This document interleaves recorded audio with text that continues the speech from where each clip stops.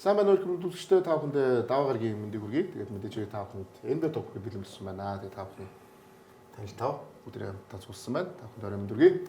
За мэдээж Гэмбэ Токийн платинум ивэнтгэгч Токио ав байгаа. Тэгээд та бүхэн бас дээрээс Токио авахнаас сагсан мөнгө юм бас үндэсний дээдлийг юм бас аль бишний хапаар ажиллаж байгаа. Та бүхэн үндэсний дээдлэгтэй холбоотой одоо бүх мэдээлэл статыг авахыг хүсвэл Токио мапаар ороод бүх маараараа гэдэг та бүхэн дэлгэмээр за мөн нэвтрүүлгийн бас платинум ивэнтгэгч Coca-Cola сагсан мөнгөний дэмжигч хамтдаа илүү амттай Coca-Cola байгаа гэдэг та бүхэнд таатай байна.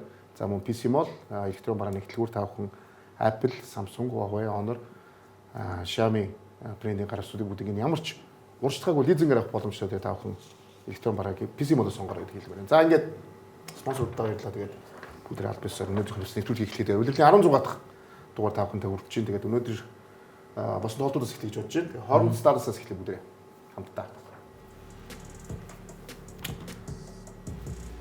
За тэгээд ер нь бол Odile Exos Gembé Tok гэдэг байгаа нь хоорондын тоглолтуудыг үзээрэй гэдэг тийм. Хоорондын тэгэхээр ер нь тоглолтууд сүүлийн тоглолтууд нь бүр нэлээд хожил нэг юм шиг байна. Тийм.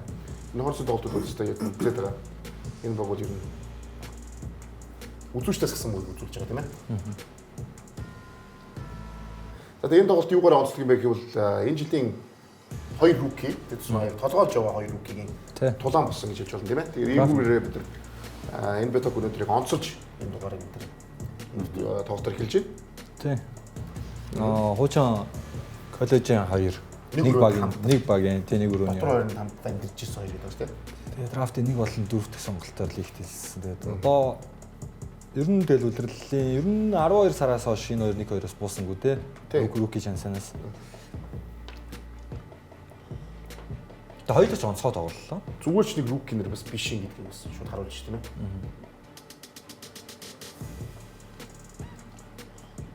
За Маркагүй. Тэхлийн арга хэмжээс болоод өнгөрсөн байна.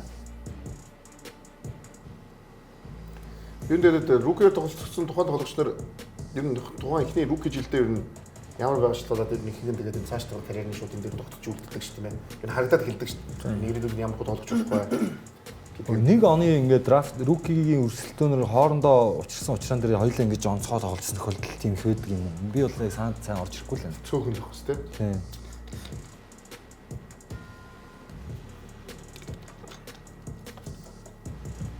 Хувааж авсан энэ руки оф дээр хувааж авсан тохиолдол хэд байгаа. Хоёр байгаа тийм. Яг дотроо бодож л байлаа. Болдог бол хоёр нь. Jason Kidd, Grant Hill. Дээрээс нь нэг юм бодлоо. Ер нь NBA-гийн түүхэнд ер нь нэг рукигийн тоглогч яг хоёр цагаан тоглогч 1-2 цагаан тоглогч ингэж өсөж ирсэн бодож хэлгээд юм байна. Аацах. Ер нь байхгүй тийм байсан. Цагаан болов. Байхгүй хаа тийм. Ер нь бол одоо санджаа цагаан тоглогч шүү дээ. Тийм. Зүгээр. Цагаан гол баг байхгүй хаа. LeBron James Carmelo Anthony бол Rookie of the Year өрсөлдөөн бол эхнээсээ дуустал яг иймэрхүү ойрхон өрсөлдөөнтэй явсан. За дараа нь OJ Mayo бас энэ драфт нэлээд өрсөлдөөнтэй явсан.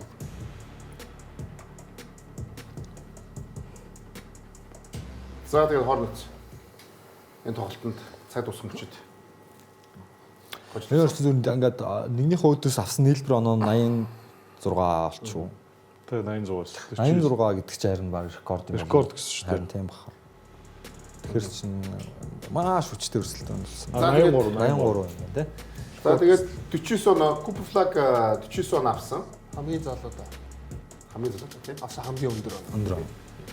Knopp болохоор 34 он авсан. Чөлөө шилтгийг болсон. Хоёулаа 100% шилтсэн байна.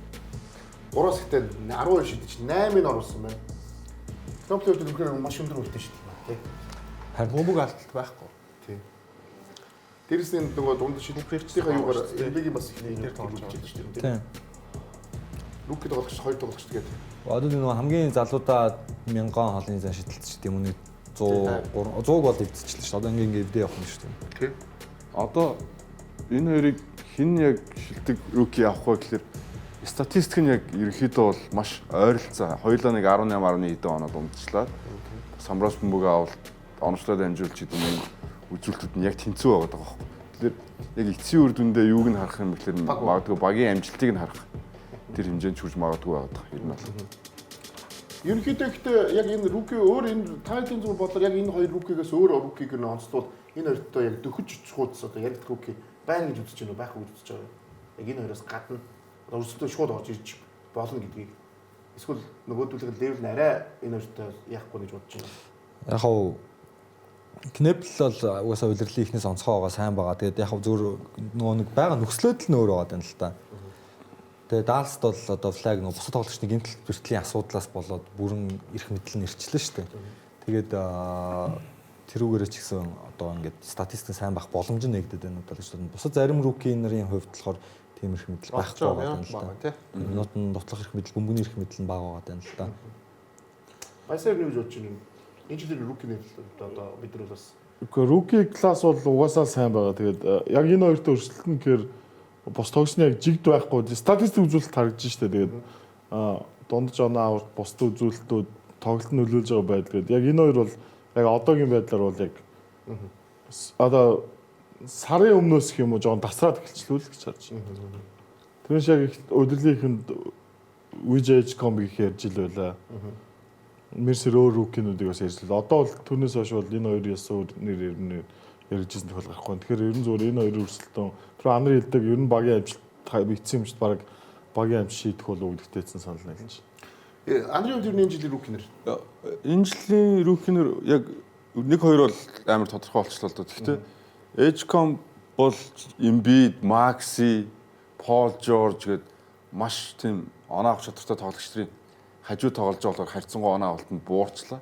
Хэрвээ юу гэдэг бас нэг энэ багийнхан лидерүүд байхгүй баг дээр байсан бол ямар ч асуудалгүй 20 оноо дундслаад ингээ явах рүүки өрсөлдөөс нэлээд дээгүүр өрсөлдөх боломжтой байсан болов уу гэж харж байна. Гэхдээ үнэхээр яг Rookie of the Year-ийн шагналд багийн амжилт нөлөөлдөг юм бол одоо Philadelphia 1-2 багаас хамаагүй өндөр амжилттай явж байна те. Гэхдээ энэ бол нэг хайхтар нөлөөлөхгүй байна.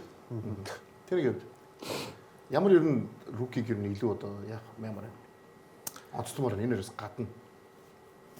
Яг бусад тоглогчдоор ер нь зөвөр шинээр орж иж байгаа залуучууд ер нь л одоо юу гэдэг NBA дасан зогцох тэр хугацаанд ч юм уу ер нь бэлэн коллеж тоглосон залуучууд ялангуяа бэлэн орж иж байгаа шиг байна. Тэгэхээр цаашдаа орж иж байгаа одоо тоглогч нар бол ер нь багтаа илүү нөлөөтэй байх. Одоо өмнө нь бол бүр нэлээд дэмжлэг өнгөрөөж байгаад ингэдэг байсан бол одоо л ер нь багт шууд өөр нөлөөгөө үзүүлж чадхаар хэмжээ залуучууд өөрсдөө бүр багаас нь ингээд бэлддэг болсон нь бол харагдаж байгаа юм болов гэж бодож байна. Тэгээд энэ жил ялчгүй энэ хоёрыг л онцлмоор байна. Илүү байгаа, илүү одоо олон талт одоо ялангуяа Cooper Flag бол өөрийгөө одоо 1-3 дугаар байдлаар магадгүй 4 дугаар байдлаар ч гэсэн өөрийгөө сайн харуулж байгаа юм болов. Тэгээд өөртөө олцсон энэ боломжоо бас ашиглаж байгаа гэдэг талаасаа бол Cooper Flag-ийг баг энэ тал авах бол гэж бодож байна. Саяны одоо тэр юу гэдэг хамгийн залуудаа хамгийн их оноо авсан энэ төр гэдэг нэг үзүүлэлтүүд байгаад байна шүү дээ. Тэгэхээр Rookie of the Year гэдэг чинь дөнгөж лигт орж ирээл үзүүлж байгаа тэр амжилтаас нь шууд хамаарж өгдөг шагнал учраас би бол Cooper Flag-ийг энэ нэршээр явах юм бол авах бол гэж байна. За тэгээд бүгд Charlotte Hornets-ийн талаар бүгд яг тэгээд Charlotte Hornets бүгд дахиж бодож ихээр Hornets ерөөсөө сайхан 14 дугаар явж ирсэн бол одоогийн байдлаар та үзүүлдэг. Дээрээс нь өнөөдөр 6 дараалаад хожигдсон байна. Дээрээс нь 6 хожигдсон зүгээр нэг багуудыг хожоогүй. Том баг. Дандаа том багууд дээрээс нь бүр лигийн авраг OKC-г хоцсон тоглолт байгаа. Тэгээ ер нь сүүлийн одоо энэ юмдыг харж байна. Дээрээс нэг анхнаас нь бид нар Hornets-ийн тэр нөгөө тоглолтын pace тий өөр байна. Дээрээс нь тэр гүйцэтгэл нь өөр байна. Тэгээд дээрээс нь нөгөө Hornets бид үргэлж ярьдаг байсан. Өмнөх жилүүдэд бол маш ондоогүй баг драфтаар дандаа алдаа гаргадаг тий. Бараг хамгийн сайн драфтлсан юм л одоо ярьж ирсэн шүү дээ. Тэгсэн бол сүүлийн жилүүдэд хийсэн драфтууд нь бүгдээрээ тий. Намайг 3-аар Brandon Miller-ийг 2-оор Тэгээд Брэндон Миллерийн тоглолтууд бүгд юм чи Брэндон Миллер одоо сая сүүлийн тоглолтод өчтөг байл 36 дараасан чөлөө шилдэ алдахгүй шидэж илэн шүү дээ. Энэ юм маш олон тоглолтоос дараалаад 20 он авсан байсан. Тэгээ яг одоо яг сүүлийн 16 тоглолтыг харуул баг номер 1 баг л баг шүү дээ. Тэгээд Knoppel нөгөө тоо харах юм бол тий. Тэгээд Knoppel болохоор бүр ийм руки ийм амир бүр бэлэн ийм руки гэдэг тий. Тэгээд нөгөө энийг өмнөх дугаард бид ярьсан яг цэвэр драфтер босчлоо. Гарааны 5 тавуулаа гэдэг. Тийм болохоор тэр 16 тоглолтын юуг нэг бүдэр харцгаа гэдгээр сүүлийн 16 тоглолтын юуг нь харцсан. Юу нэ Хорнцын талаар ярьцгаа юм шүү дээ. Байсан. Hornets-ийн сайн зүйл юу гэхээр өнгөрсөн улирал шинэ суулжуулагч авсан. Улирлын эхэнд бүр 24 онд Boston Celtics төрүүлээд дуусан гут нэг хүнтэй шууд гэрээсэн Charles Lee гэж ирэх юм байлаа. Тэгээ Charles Lee-гээд Boston Celtics-ийн туслах суулжуулагчтай шууд гэрээгээд маш их гэрээсэн бас тухайн үед бас нэлээд тийм олны яг аврагын парад мараад гэдэг янз бүрийн мэдэн жоо дарагдсан боловч яг сүм сонирхтунд бол нэлээдгүй тийм анхаарал татсан сэдв байсан. Тэгээд өнгөрсөн улирлыг гэх юм бол Чарльз Лисжуулагч бага ер нь яг энэ өөрийнхөө тоглох гэдэг сүмбийг суурийг маш сайн тавьсан болов уу гэж. Тэгээд энэ дээр бас нөө Брэндон Миллерийг тоглолтыг ер нь Чарльз Лигийн сүм бүтээх холбож яриадаа сүүлийн үед Брэндон Миллер бас энэ тоглолт багийн яг чимээгүй яг гол баатар нэмаа гэдэг. Тэгэд мэдээж бид нар байнга ярьдаг Ламело Бол гэдэг маш ур чадвар өндөртэй сайн холбогч байна. Тэгээд Ламело Бол яг зөвөр одоо Ламело Болын Hornets явна ч юм уу тим ярээр нь одоо хэсэгтэй гарахгүй болоо. Яг тэгвэл багийн амжилтыг дагаад зогцоод байна шүү дээ. Чарльз Лигийн давуу талын үг гэхээр залуу суулжуулагч залуу тоглогчид байгаа нь өөртөө давуу тал байна. Хоёрт өөрт байгаа тоглогчдыг зөв ашиглаж чадж байгаа маш давуу талаар гэж байна. Харин зүгээр энэ одоо бид нар өмнө ярьсан ингээд драфтаас баг босгох нэг сайн баг бүтээх ч юм уу те. Энэ явцсан процесс нь харин чадамж нь хаавар тулах вэ гэдэг л сони асуудал. Тэгэхээр яг одоогоор бол яг залуу тоглогчид залуу баг яг ирч хүчээрээ одоо энэ нэг юм хөөрч үстэй сэтгэл нь кочод гэхлээр одоо амтанд нь орж магадгүй зүүнний ханттай тулахаар тэрийг яа даван туулах вэ гэдэг л галсуу. Энэ жил тулгаа энэ жилийн ер нь бас нэгэн одоо нөгөө сюрприз багуудын нэгээс Хорнц болж шít East байдвал бид нар хизээч ер нь Хорнц юм ингэж ярьж байгаагүй. Тэр яг нөгөө уул нь энэ багийг чинь бас гоё болох гол эмж яхын үнэтэй энэ багийг худалдаж аваад тэгэл тэднээс хамгийн сайн болсон баг магадгүй Кемба Walker-ийн багийн тий түүхэндэх гэдэг байгаа шүү дээ тий. За Del Curry-гоос хойш магадгүй. Тэгж ярьсан бол энэ багийн одоо яг саяны одоо энэ драфтд бүтсэн баг нэлээд юм шууганд ирж байгаа. Энэ баг ер нь яг сая баясаг хэлдэр энэ жил энэ багийг ер нь юу хүлээж байгаа. Дээрээс энэ баг өшөө сайн болохын тулд юу хэрэгтэй гэж бодож байна. Мэдээж Болготой талбай тоглогч дутуу байгаа. Тэрийг бол онцолж ярьж ирсэн. Тэгээд яхахгүй төвийн барилал дээр тоглогч авчихсан. Харин зөвхөн энэ жил ингэж дээшээ тоглох нь зөв бурууг бол сайн мэдэхгүй байна. Зөвхөн бизнес шиг яг за одоо яг бэлэн гэж бодсон үедээ плей-оффын дайралт эхлүүлэх ёстой жил нь эрхжил байх ёстой юм болов. Энэ жил зүгээр арай эрт ингээд юм жигдэртэлтэй ороод магадгүй энэ рукинерийн нөлөө нь том байгаа учраас ингээд жигдэрчгүй гэж хараад байна. Тэрнээс яг энэ жил ахаад нэг драфтын тоглох дээгүүр сонгохын төлөө өрсөлдөөд тэгээ нэг ардлын шугамдаа дахиад нэг залуу ирээдүйдээ авьяастай тоглогч хэрэг аваад ирсэн бол дараа жилээс яг л бизнес нөө нэг жилийн дотор плей-оффын баг болж чадсан шиг Hornets бол тийм боломж байсан баха. Энэ жил зүгээр яг энэ ирчээрээ хожоод байвал плей-энд тоглож байх гэж найдаад байгаа. Тэгээ плей-энд тоглолцоосоо гэж хүсэж байгаа. Тэгэх юм бол харин драфт дээр яах юм бол гэдэг нь жоохон сонирхолтой татчих. Плей-энээс ердөө 2 хоочны зурд байгаа тийм наа. 22 ажилтай 28 ажилттай болсон байгаа. Яг миний нэг харж байгаа зүйл нь тасгалжуулагч нь багийнхаа тамирчдын өөрөг ролыг маш сайн ойлголоод өгсөн болов гэдэг зүйл ажиллаж байгаа. Яг тэгвэл өмнө нь бол Ламело Бол энэ бол бөмбөгийг эзэмшээд 4 үеийн турш багийг чирэх гэж үздэг байсан бол одоо багийн хин ямар үед довтлох нь одоо хамгаалахад аягүй хэцүү гэсэн үг байхгүй. Бүгд өөр ингэсэн өөрөг ролоор Брэндон Миллер довтлчихно, Пэлж довтлно, одоо Bridges байна ингээл баланс нь аягүй тэнцвэртэй болцсон. За дээрэс нь Ламело Бол яг энэ багт одоо юу гэж өгч чадах вэ гэхээр тоглолтын төгсгөл тэр зоригтой шийдэмгий тэр шийдвэр заримдаа тэр нь ихэнх бол буруу болоодсан бол одоо тэр зоригтой 3 онооны шидэлтүүд нь яг юм клатч моментод бага аварсан тоглолтууд хийдэд гарлаа л та. Ингээд энэ бүхэн бүгдээрээ хосолж байгаа болохоор энэ баг нэлээд амжилттай явж байгаа болоо л гэж харж байна. Хэрвээ дорндоо зүгээр плей-энд ороод ч юм уу за плей-оффт орчлоо гэж үдээ. Тэгвэл апсайд хийж чадах багийн нэг мөн байж чадах уу тийм ээ. Энэ жилдээ бол арай эрттэн. Апсайд хийхэд үү? Энэ жил арай эрттэн. Тэрийг ярихад яа тэгвэл плей-оффын сагсан мөн бүгд бол илүү хамгаалцаа өгүүлсэн илүү шал өөр юм байдаг болохоор энэ жилдээ бол би харьцангуй туршлага тутах болов уу гэж бодож байна. Тэгэхээр энэ тал дээр. Яг үзэхэд бол аягүй гоё юм. шинэ баг одоо юу гэдэг том багуудад хаалгатай нэг ийм хождог баг гарч ирж байгаа юм байна. Тэгээ яг 26 дараас хожлынхын дундуур бас нэг гарсан статистик нь болохоор хамгийн сүүлд 2016 онд 6 дараалж хоцсон юм байна энэ баг.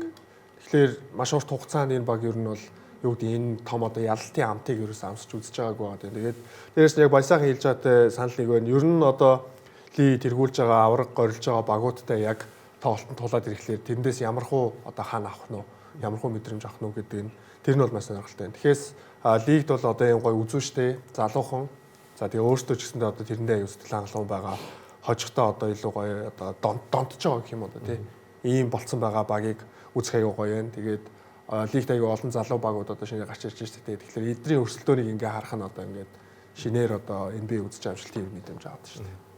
За бүгдээ тэгвэл 20-аас өдөртөж ярьсан. Тэгээд Hornets-ийг сая ярьжсэн чинь Del Curry-гээс хойш Kemba Walker хамгийн том од нэг хэлсэн өдөр би маань. тэгж бод. Del Curry гэж од байхгүй шүү. Гого. Stephen Curry-гийн аав дээрээ оруулсан. Del Curry гэж одоо хамгийн сайн шидэгч тухайд байлаа ш. Дээрээс нь хамгийн том нэрийг би хэлдэг ш. За яг миний мэдхийн Glenn Rice, Larry Johnson гэдэг лидер байгаа Del Curry-с илүү. Larry Johnson гэхдээ илүү Нью-Йоркт илүү ярихгүй мó. Larry Johnson. Hornets-тэй ярина шүү дээ. Юу яриад байгаа юм. Гэтэ Kemba Walker бүх цаг үе хамгийн шилдэг тоглогч юм. Үгүй Kemba Walker байж магадгүй гэхдээ Larry Johnson, Glenn Rice тэрний чаас Барн Дэвис гэдэг тоглож шүтлээ шүү дээ. Барн Дэвис гэж мэдгүй. Del Curry гэдэг од хизээч NBA байгаагүй шүү баа. За баярлалаа. Би зүгээр нэг тод энэ багаас юу хамгийн амар Stephen Curry-гийн аав гэдгээрээ л од болсон болох шиг бидний сакс үдчих үдч байгаа үдчих мэдж байгаа. байгаагүй. Одоо сандаа одоо энэ аав нь Stephen Curry-гийн аав гоё гэж бодож байгаа. Харин тэрөө тэгээ хэлсэн. Би хайсан байна тий. Та нар тэгж ирэх намайг тий. Маа нэвтрүүлэг хүснэ бол нэрж болдогч ийм худлаа бос эзэж ярьчихсан. Kemba Walker бүх цаг үе хамгийн мундаг тоглогч юм байж болно. байж болно биш. А чи оноогоорч хамгийн их оноо. Тийм ба олон жил тоглосон. Тий. За дараагийн тоглолт байна. Дараагийн шууд net шүтгийн тоглолт үстэй. Тийм байна. Энэ нэг Ер нь рүүкийн талаар яриад байгаа шүү дээ эхнээсээ. ерөнхийдөө л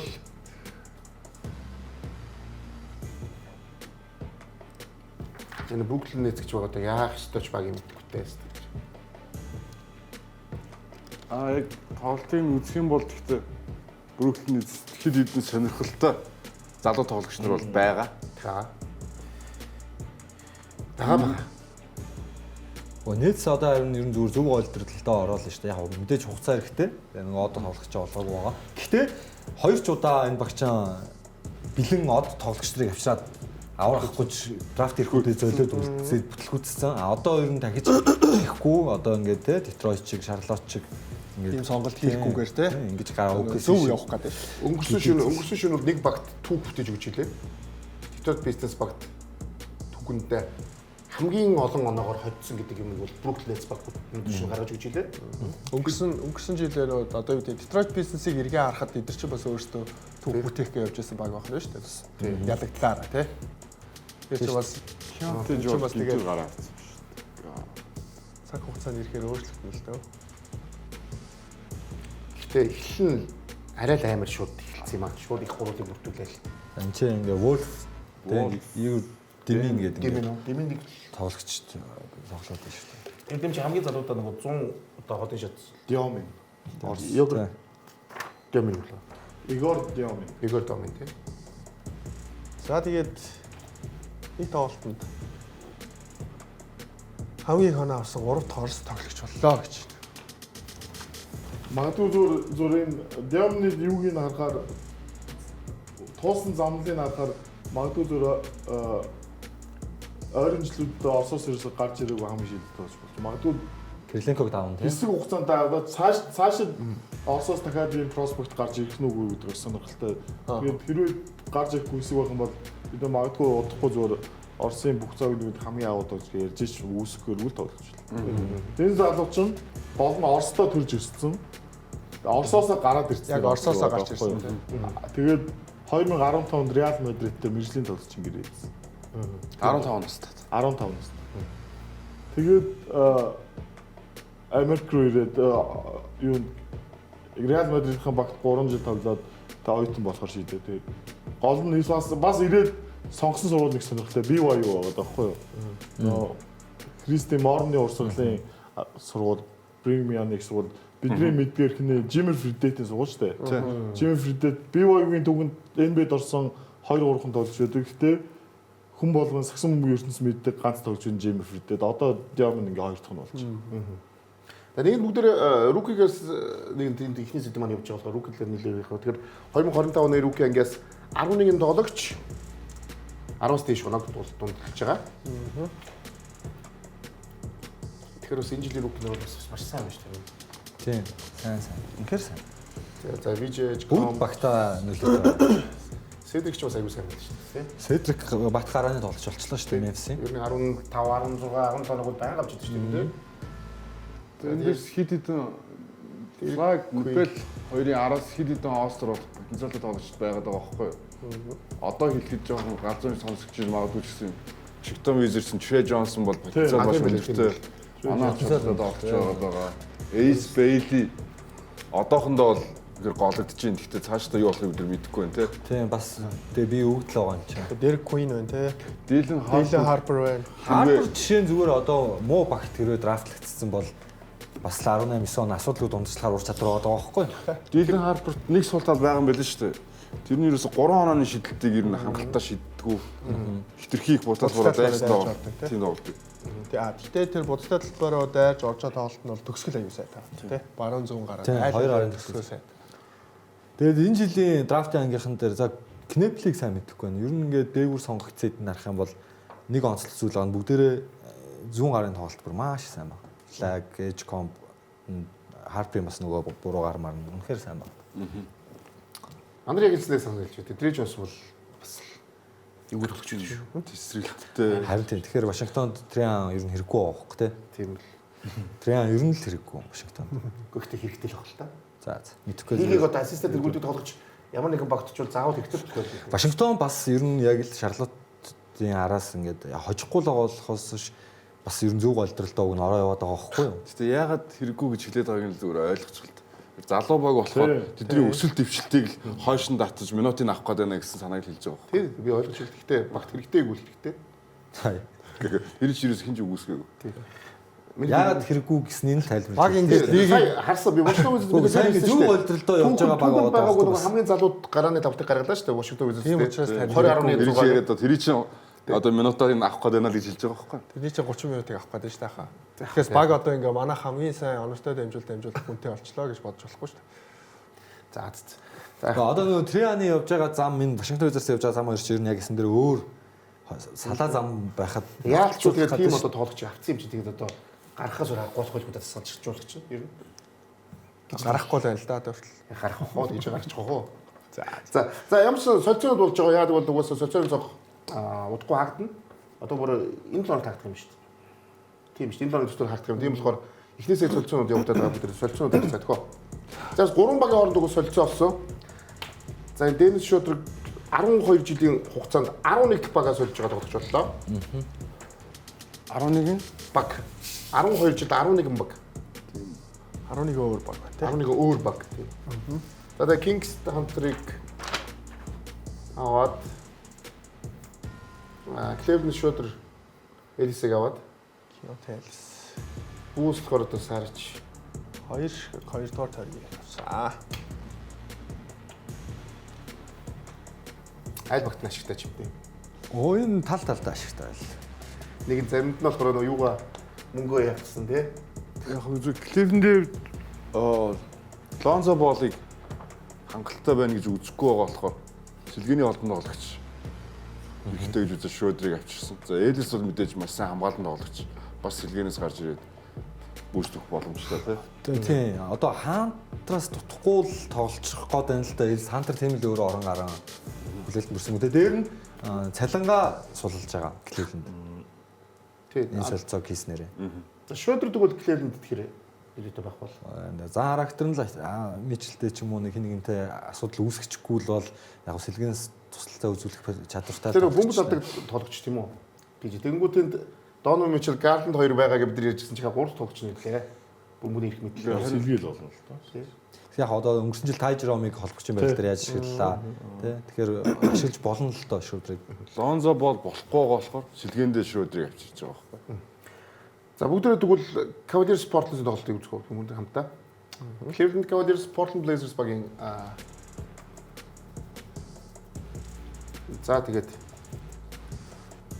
Авдиаруудыг харуулж штэ.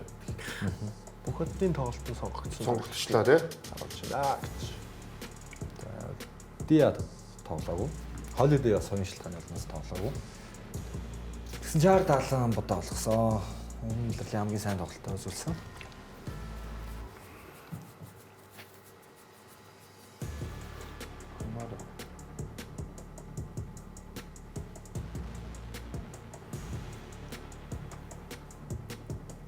Бай.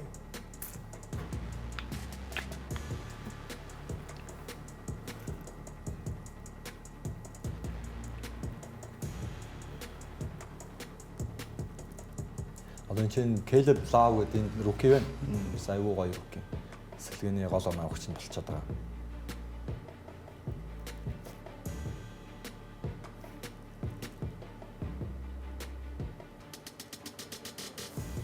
Амд Cleveland зөө хайлуулж болоодсан л та.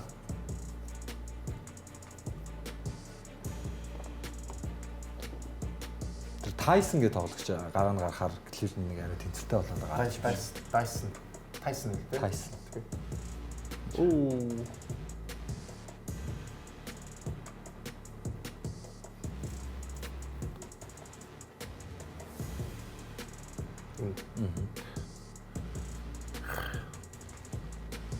Оо.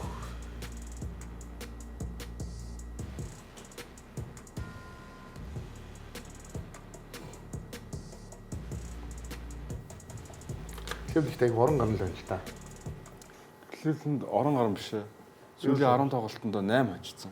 Тийм ихтэй удирдал эхлэхэд Тэгэхээр одоо жигдрээд үлдэлийн 2 дугаар хагаст яг форм олоод эхэлж байна л да.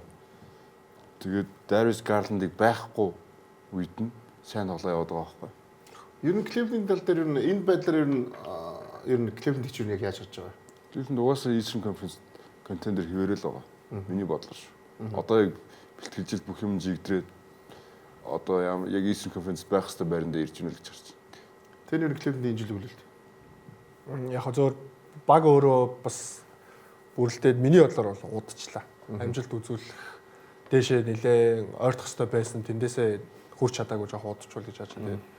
Магадгүй энэ жил Garland байх юм уу, байхгүй юм уу? Тэгээ эргэжил тэгээд бас LeBron ч гэж ярьж байгаа шүү дээ, тэ. Янз янзын хүмүүс сонсогдож байна. Тэгэхээр энэ жил Eastern Conference-д үзээд финалд гарч үз чадах уу гэдэг тал дээр нэлээд нухастай л авах болов. Ирээд чадахгүй бол бас баг ер нь цаашдаа ямар хөө нөхцөл байдалтай үргэлжлэх үү гэдэг тал дээр бол яриа болох болов гэж бодож байна. Тулгаар нь Cleveland-ийн нөлтөө. Cleveland-ыг би нөгөө муу ах үед нь л угаасаа Knicks-ийг бол хожно л гэдэг байгаа шүү дээ плей-офф. Тэгэхээр потенциалын тэгэл тий дорндын ер нь шилдэг тэгэл дөрвөн багийн хэвээрээ хэвээр. Асуудалгүй л болоо гэж бодож байна. Тэгээ зүгээр яг нэг жижиг сажил өөрчлөлт хэрэгтэй баг. Тэрнээс энэ бүрэлдэхүүн яг 3 дахь удирлаа л үзэж байгаа шүү дээ. Эхний удирлаа сайн явж чадаагүй, хоёр дахь удирлаа бүсээ тэргүүлсэн ч өнгөрсөн жил тэгээд плей-оффт гинтлийн асуудал суулж чадаагүй. Тэгэхээр зүгээр бас тэгж би бол тийм амар удсан бугшралсан буруу бүрэлдэхүүн гэж бол бодохгүй байгаа. За асуудал нь харин Garland дээр байгаагүй дээр бол нэлийн угаасаа жил болгон л яригдчихэж байгаа. Дээр нь Garland өөрөө гинтлээс бас хажууднаас салахгүй юм. Баясагийн энэ жилийн Cleveland-ийг үлэлт юм. Одоо бид нэг 50 тоглолт. Өмнөх хизээл өнгөрснөөр тэр бүх дугаар ярьсан Cleveland-ийг. Би бол зүгээр яг зөв Cleveland яг нэг юм дутаад байгаа юм шиг санагдав. Зүгээр яхаагүй мижлэг одоо хүртэл итгэж чадахгүй юурэлээд. Зөв Cleveland яг багийн хувьд бол бүрэлдэхүүнийг харах юм бол сайн баг бүрснэг үйл бүрдсэн. Яг хүн болгон өөрийн ролоо мэддэг, сайн баг баланстай. Одоо өнгөрсөн жилийн амжилтсан юуныг нь багтаж байгаа харуулсан. Тэгээд энэ жил за одоо ингээд сая түрүүн анаар хэлж та одоо яг уучраа олж байна гэдэг. Сайн солилцоо зөв Хантрыг өнгөрсөн жил хэрвээ санаж ивэл Хантрыг солилцоо энэ зүгээр магадгүй зүгээр аврагын дүр зураглыг өөрчилж магадгүй шүү. Миний хувьд бол хэлжсэн санаж ин зүгээр сая тулгаа ус хэллээ. Өнгөрсөн жил зүгээр хэрвээ ямар нэг гимтэл хэрвээ гэдэг зүйл ярих утгагүйсэн зүгээр гимтэл байгааг бол Cleveland Cavaliers магадгүй өнгөрсөн жилийн финалийн зурд гараад ирсэн баг үүсэхгүйсэн. Би бол тэгж л харж байгаа. Гэхдээ одоо бол зүгээр яг энэ бүрэлдэхүүн ингээд явах юм бол нэг юм дутуу гэдгээд би бол тэр үзэл бодолтой хэвэрлээ. Тийм учраас энэ жил Cleveland өнгөрсөн жилийн жишээ За өнгөрсөн жил чинь бол хагас шид хосогдсон. Тэгээд бүсгийн шигшээд гарч ихийг үүсгэх юм гэдэг зөв бүсийн авраг авч чинь гэж бодсон. Гарч чадахгүй л. За тэгээд саяны солилцоо болохоос өмнө second apron-ы давцсан биз салин амин байсан шүү дээ. 3 жил яг энэ бүрэлдэхүүнээ ингээ барьсан гэхэлэр надад зүгээр санхүүгээ даалдагтай ирнэ нэг юм дутуу давж гарч чадахгүй байгаа даа учраас магадгүй баг болж магадгүй татгалзаж магадгүй л гэж би зүгээр. Одоо сая Hunter Greens хэмжээ мөнгө 50 сая доллар. 50 сая доллар. Амар их мөнгө. Угаасаа нөгөө second apron авчаар үржигдээд. Тэгээ манай хин чин Dennis Schroeder чин 11 дэх багтаа явж байгаа. 11 баг. NBA-ийн түүхэнд 13 баг солисон ганцхан дөрөлж байгаа. 12 солисон нэлээд холбоотой байж шүү. Тэгээ Dennis Schroeder бол энийг хөвдөн шүү. Тэр бол ойлгомжтой. Одоо дахиад нэг NBA-ийн контракт өөр багт авах бодлоо. Dennis Schroeder бол NBA-д бол байнга ажилтаа байна. Тэр бол ойлгомжтой. Айгүй. Гол нь энэ 13-ыг хөвдөн гэхдээ би бол баг. одоо их жилээс эхлээд дахиад Smith бүр нэг 10 хавцаа баг солигдсон чи одоо миний зорилго 30 багт бүгдэнтэй болж үзэх гэсэн маазраа. За өнгөрсөн 7 хоногт болсон нэг жоохон энэ мэдээ бол танаа багт бол маш муу мэдээ тийм ээ. Тийм. Пол Жорж уул нь яг 30 олж ирсэн. Фили яг сүүлийн тоглолтууд яг 30 болоод Embiid-ийн бэрхлэл гайгүй болоод уул нэг Одоо тэр энэ үлэр энэ дугаараас цааш энэ багийн талаар ярихгүй хаа. одоо тийм хэцүү болж байна. Уул нэг энэ анархтай айгу хортой юм тийм анархтай энэ танахтай ингээд хари марыг яг ханхаад боллоо тийм.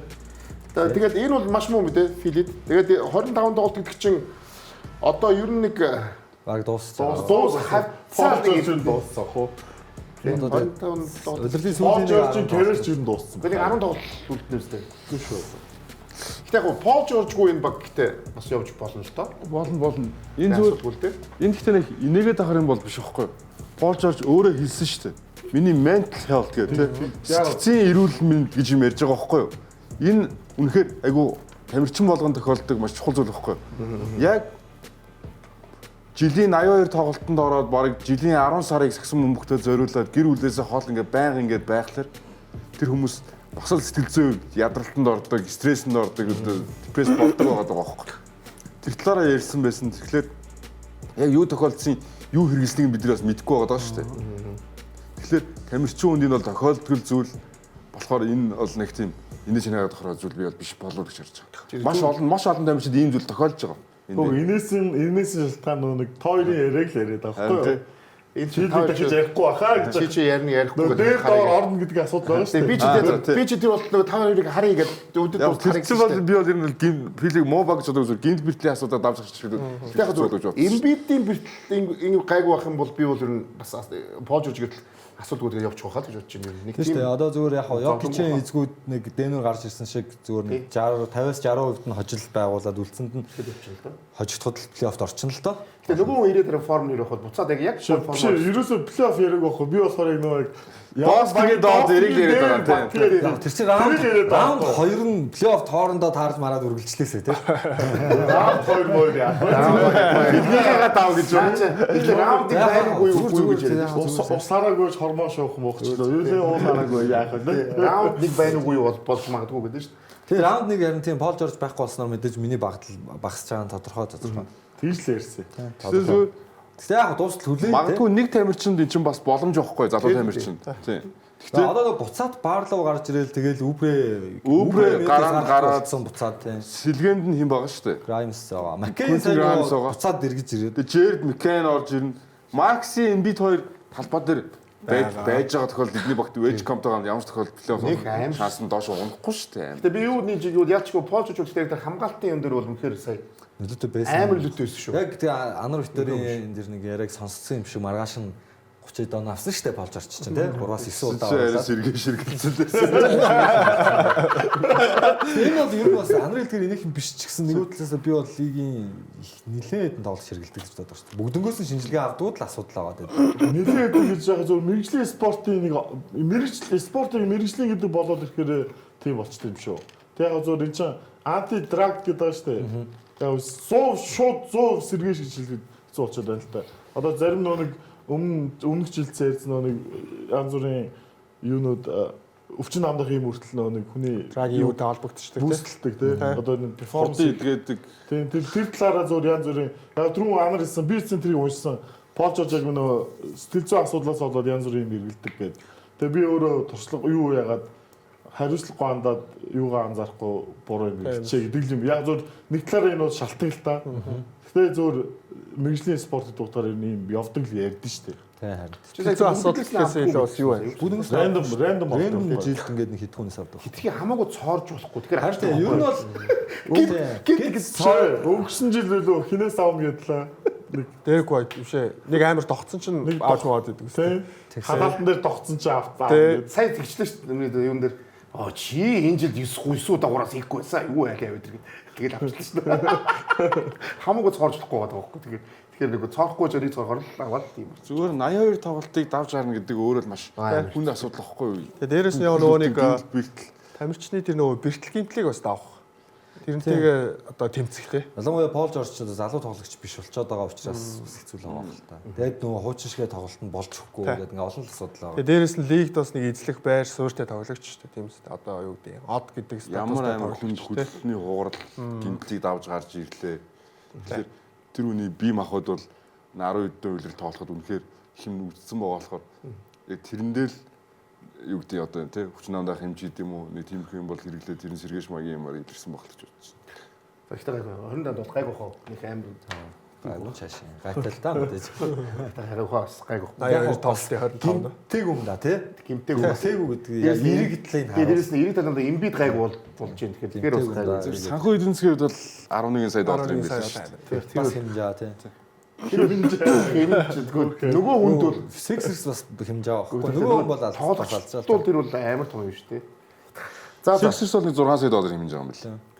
За бүгдээ тэгээ хэсэг юмдаа бүгдээ уулзцгаа имбид тогтаам тоглосон. Яг баярлаа шүү.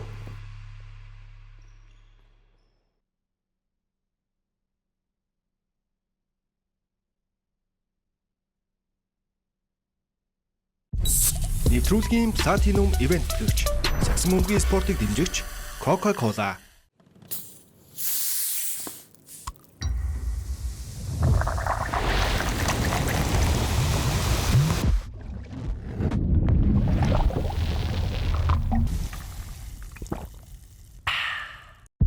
Нэвтрүүлгийн Platinum Event төлөвч, Future of Lifestyle, Toki. Монголын сагсан бөмбөгийн холбооны үндэсний дээд лигийн тоглолтын ажлыг Токи ПК-мээр тааж бэлэг хож бөмбөг бөөрийн хийгдэгдээ дараагийн удаа ямар багууд хоорондоо таарч хэн нь оч бол та зүүн совинтой нэгэн аль эсвэл сагсан бөмбөгийн орготон аль нь ч байж болно. Монголын сагсан бөмбөгийн холбооны үндэсний дээд лигийн аль биесны апп Токигийн ПК-мэсэг нэвтрэн дараагийн тоглолтын ажлыг тааж iPhone 17, PlayStation 5 зэрэг олон бэлгийн эзэн болоорой. Токи апп Entertainment-с лиг рүү орон ПК-мэсгээс тоглолтоо таамаглал бэлгийн хож.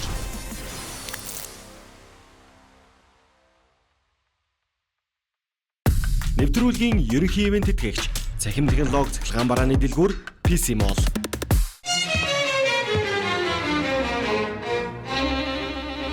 Чанар бол өнгөрсөнд үүссэн бахархал. Одоо буй итгэл. Ирээдүйд гэрэлтэх хүч юм. Цаг хугацааны уртад итгэл даах чанар. Итгэлцлийг бүтээж үн цэнийг хадгална. PC Mall. Нэвтрүүлгийн Platinum Event төлөвч, Сагсан бөмбөгийн спортыг дэмжигч Coca-Cola.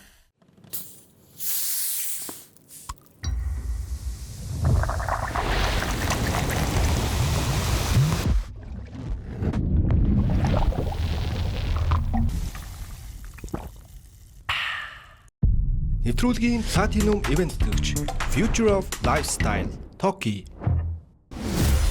Монголын сагсан бөмбөгийн холбооны үндэсний дээд лигийн тоглолтын ажлыг Токи ПК-мээр тааж бэлэг хож бөмбөг бөөрийн хийгдэгдээ дараагийн удаа ямар багууд хоорондоо таарч хэн нь оч бол та зүүн совинтой нэгэн аль эсвэл сагсан бөмбөгийн орготон аль нь ч байж болно.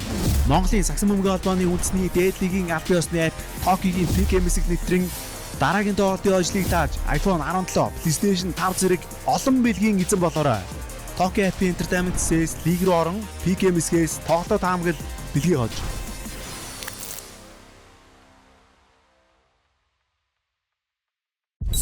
Нэвтрүүлгийн Platinum Event төлөвч, Сагсан бөмбөгийн спортыг дэмжигч Coca-Cola.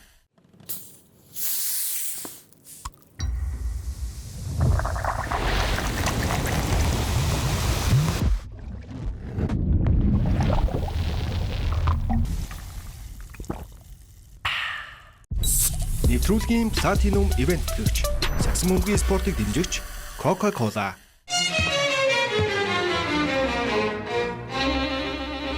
Чанар бол өнгөрсөнд үүссэн бахархал. Одоо буй итгэл. Ирээдүйд гэрэлтэх хүч юм. Цаг хугацааны уртад итгэл даах чанар. Итгэлцлийг бүтээж үн цэнийг хадгална. PC Mall. Нэвтрүүлгийн Platinum Event гэгч Сагсан бөмбөгийн спортыг дэмжигч Coca-Cola.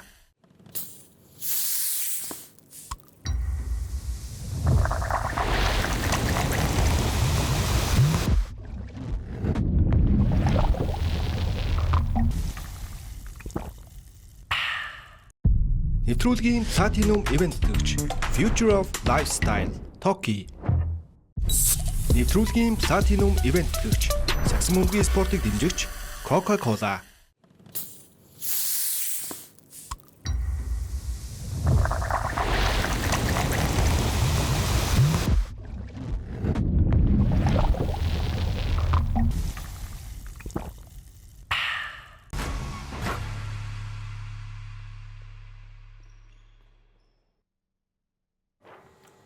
NBA тогтоогоо бүх хүмүүст баярлалаа. Та бүхэнд NBA Talk хүлээлтийн 16 дахь дугаар хүрч байгаа хэлмээрэн. За тэгээд бас NBA Talk-ийн нэг ивент гэх бол бас Сингур ультра тэгээд бүх кул залууч зориулсан тэгж чамруу хараагүй. Зүгээр ультра тэгээд та бүхэн бас Сингурыг бас Сагсан бөмбөг үзэн гоо Сингур угаараа гэж хэлмээрэн. За тэгээд дараагийн сэдвүүд бид нар бас энэ бол одоо нөгөө энэ 7 хоногт болох хамгийн чухал зүйл бол солилцоо. Тэгээд энэ солилцоонууд бол нөгөө NBA-гийн энэ жилийн шууд магадгүй аврагыг ч өөрчилж болохоор юм солилцоонд хүмүүс байгаад байгаа. Тэгээд энэ жилийн драмагийн эзэн бүгд ярилцээ төхөө. Тэгэхээр Янис Антетокумпо. За ямар ч гэсэн эцэст нь солигдох нь ямар ч гэсэн баталгаатай боллоо. Ямар ч гэсэн тий. Би солигдохгүй, би багтаа үсэлтэй гаргалаа тий. Би үгүй гэдэг ингээд маш удаан байсан бол автобусаар за одоо яг солигдё гэдэг тий. Тэгэхээр энэ магадгүй нэг сайн мэдээ. Тийм ээ. Тийм одоо уусаал тоос хойш одоо ингэхгүй яг одоо ямар ч солигдох нь гэдгийг хүн болго мэддэг боллоо тий. За мэдээж багууд энэс хойш бол маш хүчтэй холбогдож эхэлсэн байгаа. Янис бол өөрөө хэлсэн байл шүү. Би Golden State Warriors очмооргүй байна гэх. За. За баярлалаа. Нэр. За. Тэнд л хэлж байгаа. За надад хэлж байгаа юм. Ер нь бол энэ мэдээ гарснаас хойш бол өдөр болгон мэдээ солигдсон. Энэ баг хамгийн хүчтэй байна, тэр баг хүчтэй байна. Эхний өдөр Майами бол маш хүчтэй өрсөлдөгч.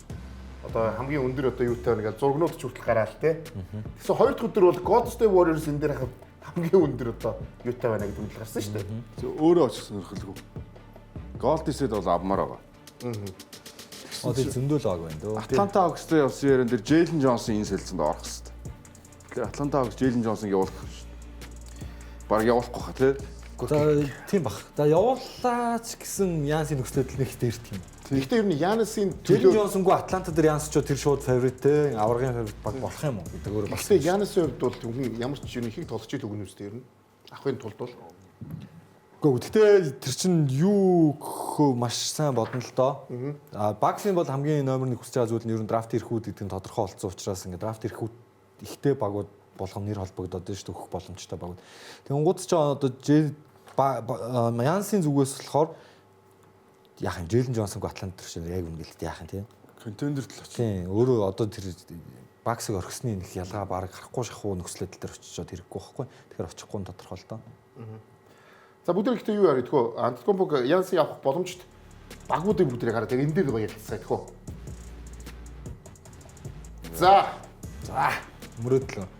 Гэхдээ авчвал гоё шүү дээ. Харин тийм тэгэл л гэж. Дөрвөн их. Нэгдүгээр дөрвөн ирэх байгаа шүү дээ. Нөгөө багс өмсөд байгаа зүйл бол байгаа шүү. 3 нэр бол яах вэ? Тэгээд 3 ирэхлээ нэг нь яг зүгээр своп ирэх байгаа тийм. Ирэх гээд байгаа шүү дээ зүгээр. Баатлер яг Баатлер угаасаа аваад энэ баг бол Баатлерыг иргэжил угаасаа Баатлер тоглохгүй ч юу хаа шүү дээ. Баг тоглохгүй. Баг тоглохгүй тийм болохоор зүгээр нэгсэндээ. Нөгөө юунда шинэ нөгөө юунда орж байгаа баг бол тэгэл тийм. Дуусгах гэж юм л тань гэрэг. Ингээд Warriors бүр ингээд ирээдүгөө бүр устгаж юм шүү. Энэ зүгээр яг нөгөө Warriors-ийн сонголт юм шүү те. Стефийнхаа 90 үед зүгээр дахиад дайрах уу? Эсвэл Сэргийн босголт руу орох уу гэдгийг л Хоёр сонголт. юмны нэгтэй шүү дээ. Яг Янс Стеф хоёр хамт байхад яагаад аврагтлаа дайрч болохгүй гэж. Турнирыг бүр авчих. Тэ. Будагтай талбайд хамгаалалт. Тийм ус төрнөр хэрэггүй болно шүү дээ багст. Ер нь бол дээ. Ер нь хэрэггүй л хэлээ. Өчтөд доголт үзэх. Тэгээ одоо ч хэрэггүй л байгаа л та. Ер нь бол тийм. Өчтөд доголт үзэхэд ямар ч хэрэг байхгүй л дээ. Ер нь тэр багт. За тэгээд өөр нэг юм багууд байхгүй юм тийм. Майамигийн би асуумаар юм баясаа. Байгаа шүү дээ. Юуны ихүүд Майамигийн ихийг л асуумаар юм. Майами чин Карелвэр За энэ даалс гоо. Тийм Майами их байгаа шүү. Хиро хин Тийм гэж. тийм. Баг бүгд ирсэн юм шүү дээ. Гэхдээ ходон дээр зарим нь л яасан. Ингээд баг зөндөөл юм шуун байна. Нэгдүгээр зэргийн 2 их. Энэ амаа Болвол зүгээр яах вэ? Слайм шүү. Даалс игүүстэй. Тэгээ карьерийн хүрээдэр бас игүүстэй. дээ. Аимштай сонсогч юм. Даалс гэдэг бол амар л. яаж ч байгаа плейнд орсон баг. За Майамигийн их гарыг. Тайлер Хиро, 3 тойрог. Where Andrew Wiggins тэгээд 3 их юм уу? Айлтикс танаас үс юм. Тэгээд танаас Бонусд нь явж байгаа. бонусд хүчээр л ахгүй юм. Оо тэр авч шиг л хамаагүй л тий. Угаасаа ч гарах биш дээ. Тийм гарахгүй намаа. Ийм гоё. Нэг жоохон гардаг л тийм л хүн байгаа шүү. За би яг хоо энэ дээр Янс Бэм хоёр хэр зогсох бол юм. Зөгцсөн л тоо. Шидэлтгүй хоёр тоглогч. Хин баймч шиддэг болчиход Яанаас яаж шидэлтэй шүү. Бэмийн шидэлтэнд итгэдэн гэдэг бас хэцүү шүү дээ. Зүгээр Даах үз. Энэ хэрвээ зур Янс Байм хоёр хамтаа тоглох юм бол нэрээ дийлэхгүй шүү. Үнэхээр дийл. Гэтэ бус тоглогчдаа яг уу ямар ч судалгаа системд оруулах явчих уу? All Star Norm Powell байна. Үгүй энэ Майамид бол нэг од байхад л болчиход шүү дээ. Яг гэдэг. Энэ бол болчихноо. Энэ одоо алдаж байгаа юм байгаа За юм тийм биш. ээ тийм. Өөр бүх тоглогчдод тоглож. Төвийн тоглогчоо сайжруулчлаа ингээд төсөөлөхгүй зүгээр тэгээд төсөөлөө. Тайлер хэрэг бол тоглоод байгаа угаасаа. Тийм хэрэг байхгүй шүү дээ. Вэр л жоохон хайрын тий. Яг вэр угаасаа спойлстертэй асуудалтай байгаа юм гараад минут нь багасаал байгаа. За энэ ши очичвол харин бүр аим шиг юм байна. Яана. Энэ хэрвээ зүгээр Pistons ингээ авчих юм бол шууд Pistons баг аваад авчихлаа. Би ганаа дөрн тэгээд Гэхдээ нэр энэ яг ингээд авчих юм бол зүгээр Pistons би бол дийшлаа шууд. Одоо Бүр шууд авах юм. Milwaukee Bucks одоо энэ авж байгаа нь 3 нэгдүгээр сөргийн ирэхээ хангалттай гэж үзээд ингэх юм бол энэ хамгийн амар утга учиртай солилцоо болж байгаа байхгүй юу? Энэ чинь ингэх гээд байгаа байхгүй юу? Миний бодлоор бажиха Янсгүй Pistons чинь яг үнэн гэлэхэд финалд гарах гэдэг шүү дээ. Нэгт явж шүү дээ тий. Бүстэй угаасаа Тасарсан бо. тасарсан. Бүсийн номер 1 хамгаалттай баг байна. Бараг OKC-тэй адилхан юм шиг. Үгүй ер нь яг OKC ирэхгүй шүү. Яг дорндын OKC гэдэг байгаа шүү. Бүр толтын бүдэр. Тэрнэр Янс ирж ийн гэж бодооч шүү. Яг хөө миний зүгээр нэг юм байна. Ерөнхийдөө багууд ихтэй нөгөө хүнээ явуулахдаа бас багийн хөдөлгөөд бас өөрийнхөө бүсийн багт Гэхдээ тэр чинь нэг хааны ганц нэг багт л гадаг энэ багт явуул. тийм Bucks Max амжилт гарахгүй багт ямар хэлдэг. Jaden Ivey бол угаасаа бараг rotations гарцсан. Tobias Harris-ийн гэрээ бараг дуусч байгаа бах Дуусч байгаа. тий. Тэгээд хамгийн харамсалтай нь Асар Томсон юм да тий бас тэр болгон олдоод байдгүй хамгаалтын аяастай тоглогч бол бүхэл Тэгээ юм. Янас ирж яхад бол тэгэл өхөлөх болтой тий. Одоо тэгэл ганц нэг зөөлөөс гаргана шүү дээ. Гаргана тий. Гаргана л да. Угаасаа гаргаж иж л Янс шиг хэмжээнд тоглосон юм л да. Саяны багуудаас бол хамгийн өндөр магадлалтай нэрнэ гэж бодож байна. Ганц нэг золиос гэлтгүү багийнхаа ирээдүг золиослох чаа багууч байгаа. Ирээдүг. Детройт шиг багууд бол шууд авраг авахд дайрах болж байгаа болохоор Детройт бол Зөв тэр бол зүг байхгүй. Яг тэр Detroit Pistons хизээ дахиад Янс шиг те. Янас бишээ. Яг ийм сайн баг бүрдгөө гэдгээс. Энэ баг цаашаа урдаан үргэлжлэхгүй гэдэг асуулт гарч ирж нэг удаагийн боломж гарч ирчээд шууд дайрцсан зүг л тээ. Тэгээд дээр нь залуу байгаа л шүү дээ. 2 жилийн өмнө Янасыг Детройтэд ирэх үү гэсэн бол Тийш үгүй л шүү дээ. Одоо яг боломжтой юм. Одоо тэгээд угаасаа хараад ингээд жил болгон за ойрын 2 3 жилээ Детройт ингээд амжилттай явах нь тодорхой шүү дээ. Тэр нь KD-ийн 2 2 үед. Тэгэхээр чин драфтаар ч нэг дээгүүр сонголт сонгохгүй тэгэхээр ирээдүйн драфт ирэх үдийг бас тий 2 3 драфт ирэхийг заавал харамлаад Тэгээ магадгүй тоглогч нар нь үүргийн тоглогч нар сайн байх бол бос богод мөнгөөр зодоод авчиж магадгүй шүү дээ. нэг юм асуух тань дээрс яг таадын хувьд яг өөр юм байхгүй яг зөвхөн яг юм сагсан бөмбөг сөрч зүгээр яг аль багт очоос гэж бодож байна. Тэгээд энэ Spurs OKC-ээр бас стил ярилцаар байгаа шүү дээ. Би бол сая багуудтай алинд ч очихгүй гэж бодож байгаа. За ямар багт нүр очоосоо гэж бодож ин байгаа. Тэр Miami хийчтэй өөрөө. За хиний тулаг фил шүү дээ. Өөрийнхөө баг гэхгүйгээр зүгээр яриад байгаа. Зүгээр яг Яг энэ багтчууд аягүй танай баг бол холбогдож тарах өгөх юм байхгүй. тоглосон юм аа. Үгүй биш. Яг аль энэ багт очиод аягүй гойсгсан мөн үзэх гээд байна гэдэг багийг хэлж байгаа байхгүй. За. Би бол Spurs-т ч бол тэгэл Spurs ноёлоосоо л гэж харж байна. Бүр шууд уу? За, Баясаа бол Майами дэ гэж бодож байгаа. Майами өөр баг. Өөр юу гэсэн юм бэ? Заавал өөрийг сонсох Үгүй гэдэг. тий, яг нөгөө Warriors гэж хэлэх гээд байгаа. чиний за энэ баг очих юм аягүй гойсгсан үзэх чинь гэдэг баг юм дээ. Майамаас өөр. Хин хаанч очсон? За түрүү Атланта огс бол гэхдээ зүгээр мөрөөдлөх. Би бол тэгж харж байгаа. Бусад багууд дээр очиод бол шууд аврын төлөө ярих гэдэг шүү дээ. Зүгээр энэ дундаасаа хамгийн бүр нөгөө бага огцом сайжруулж сайн гарсан бод сарах юм бол Pistons л да. Тэр би бол Miami дээрээс л ч гэсэн тэр бол ойлгомжтой. Pistons дээр очих юм бол арай утгагүй саксуулахгүй юу? Утгагүй сакс макс гэж юу? Шууд лавар. Warriors-ийн хүмүүс ийм ирэх байхгүй шүү дээ, ийм ярих хэрэгтэй. За би дугаал ёо. Анар тий яг аль багтаа гарах юм чинь. Яасын очоод үзүүлэх нөлөө хамгийн одоо утга төгөлдөр бүхий болж байгаа юм тий. Ялч Детройт л байгаа юм л да.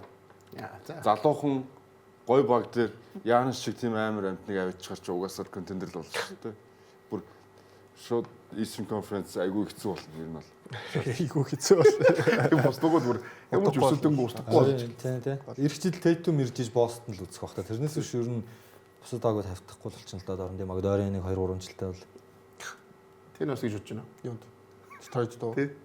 Бостон яагаад бүтгэх вэ? Бостон ч бас нэг зөвүүн явж байгаад нэг бас зөвүүн хийчдэг баг штэ. Хэцүү. Тэгэхээр яг гэхдээ юу муу байвал бас аягүй гоё юм шиг байна. Нью-Йорк ч юм уу зүгээр хүсвэл тий. Тэнд одоо нэг арай өөр аудиенс нь байдаг, тий хүмүүс нь байдаг, том хотод байдаг газар нэг шинэ хот очиод тэр багаас ингээд ээжлүүлж мэжлүүлгийг харах гоё л. Тий. Detroit-д бол тэрхий хайран байгаад байна. Би Detroit-ийн өмнөөс амар хайран санагдаад байна. Өөртөөрөө яваад чадчих юм шиг зүгээр надад санагдаад байгаа. Нэг одоо яг OKC ч юм уу, Spurs ч юм уу, Detroit-д ч юм уу ингээд очичхоор яг бас нэг юм тэр чинь ямар мундаг юм биш гэдэг нэг очиж байгаа юм шиг нэг Kevin Durant төрхөж юм уу. Болоход ингэж хараад ингэж зайчихгүй тий. Тобиас Харрисыг Яанис болгоч гэсэн үг шүү дээ. Detroit Pistons чинь авар гаваагүй л дээ. Тэр нь гоё юм л да. Тэ? Өнгө Pistons-ыг бүсээ тэргүүлчихнэ гэдэг юу н магадлал тийж бодсон үзэгчнээ цөөхөн байсан шүү дээ. Тийм учраас нэг асуудалтай зүйл бол биш баг. Тэгээ нөгөө өөрийнхөө явахыг хүсэж байгаа багуудын чагсаалтын дунд Миннесота байгаа гэдэг. Тийм байлээ. Нэг тийм ягцсан л байл. Гэтэ үнэн удааг нь бол мэддэг. Тэ яг зүгээр анттай нэгдвэл бас гоё л. Гэтэ яг зүгээр нэргсээ тэр ээж нь тэр Miami Heat-ийн талбай дээр ирсэн зураг пост шууд постлсон. Тэр зүгээр маш тэр л их сонирхолтой байгаа зүгээр. Гэтэ би зүгээр угаасаа хулигтуулаад сурцсан багийн фэн учраас нэг тийм хүлээлт болоо. Тэр зүгээр ээжийнх нь хүсэлж байсан байж магадгүй. Би Майами байна. Дулаан газар авах гэдэг. Би Майами байна тий. Хүйтэн газар. Тийм, Milwaukee ч бас хүүтэн шүү. Хүйтэн. Үлдэн бол амар хүүтэн шүү. Тий. За бүгд дараагийн өнөөдөр болсон тоглолтын тоймыг харъя. OKC Denver. За. Хоёр MVP-ийн баг. Уул энийг л бөөнөр үзье гэсэн шүү дээ, тий. Яг тэгээд тооцоолсноос гинтлийн судалтай л байлаа. Хартенштайн сэлгээрээс тоглоод эхэлсэн байгаа. Энэ дэр гараанд гэсэн. Гараанд гарсан. Тий. Оо энэ Хартенштайн Чет 2 байхад эцүү юм байлээ шүү. Йокич ч эцүү байлээ шүү. Тэгээ энэ яг гинтлэр лайлал багтан л байгаа. Тэгээд сүүлийн үед OKC асуудалтай байсан шүү дээ. Тий. Хин энэ тоглолт бол яг мэдээж ширүү өрсөлдөөд гоё маш хүлээлттэй өндөртэй байсан. Энэ утгаараа тоглолт дууссан чинь энэ SJ айхтар юм хэлсэн дээ лээ. Сүүлийн үед асуудалтай одоо ингээд баг унцлаа гэдэг байгаа шүү дээ. Энэ тоглолтод бидний заавал нөгөө авчрах өөрсдөө авчрах харуулах хэрэгтэй тоглолт байлаа. Тим сэтгэл зүйтэй орж иж ирэхээр аврагууд бол угаасаа унаагүй гэдгийг хараад. Тэшээ өөрөө бүр амар тоглолоо. Яаж ингэж тоглоод байгаа. Би тайлбарласан тэгээд бүр хэлэх үг болтохгүй л. Эхний хагаст 2хан товтлооны оролдлого гүйцэтгүүллээ. Йокичиг. OKC-ийг хамгаалт. Тэгээ Денверийг бид бол магт хэрэгтэй. Денверийг бид нөгөө энэ Йокич авах унчих байх гэсэн чинь ерөөс унсан шүү дээ. Тэгэхээр үнэхээр ядчихгүй. Денвер сайн байгаа сайн байна. Үнэхээр сайн биш. Йокичгүй ч тэгж мундаг тоглож юм хэрэг. Йокич ирээд Aaron Gordon байх. Гордон одоо энэ сард тоглохгүй. Тэр ямар их зон Тэгсэн дээ. Тэгээд зөндөөч суул шийдэх. Энэ нэ. Яаж аа боломжгүй. зүгээр унжахтаа л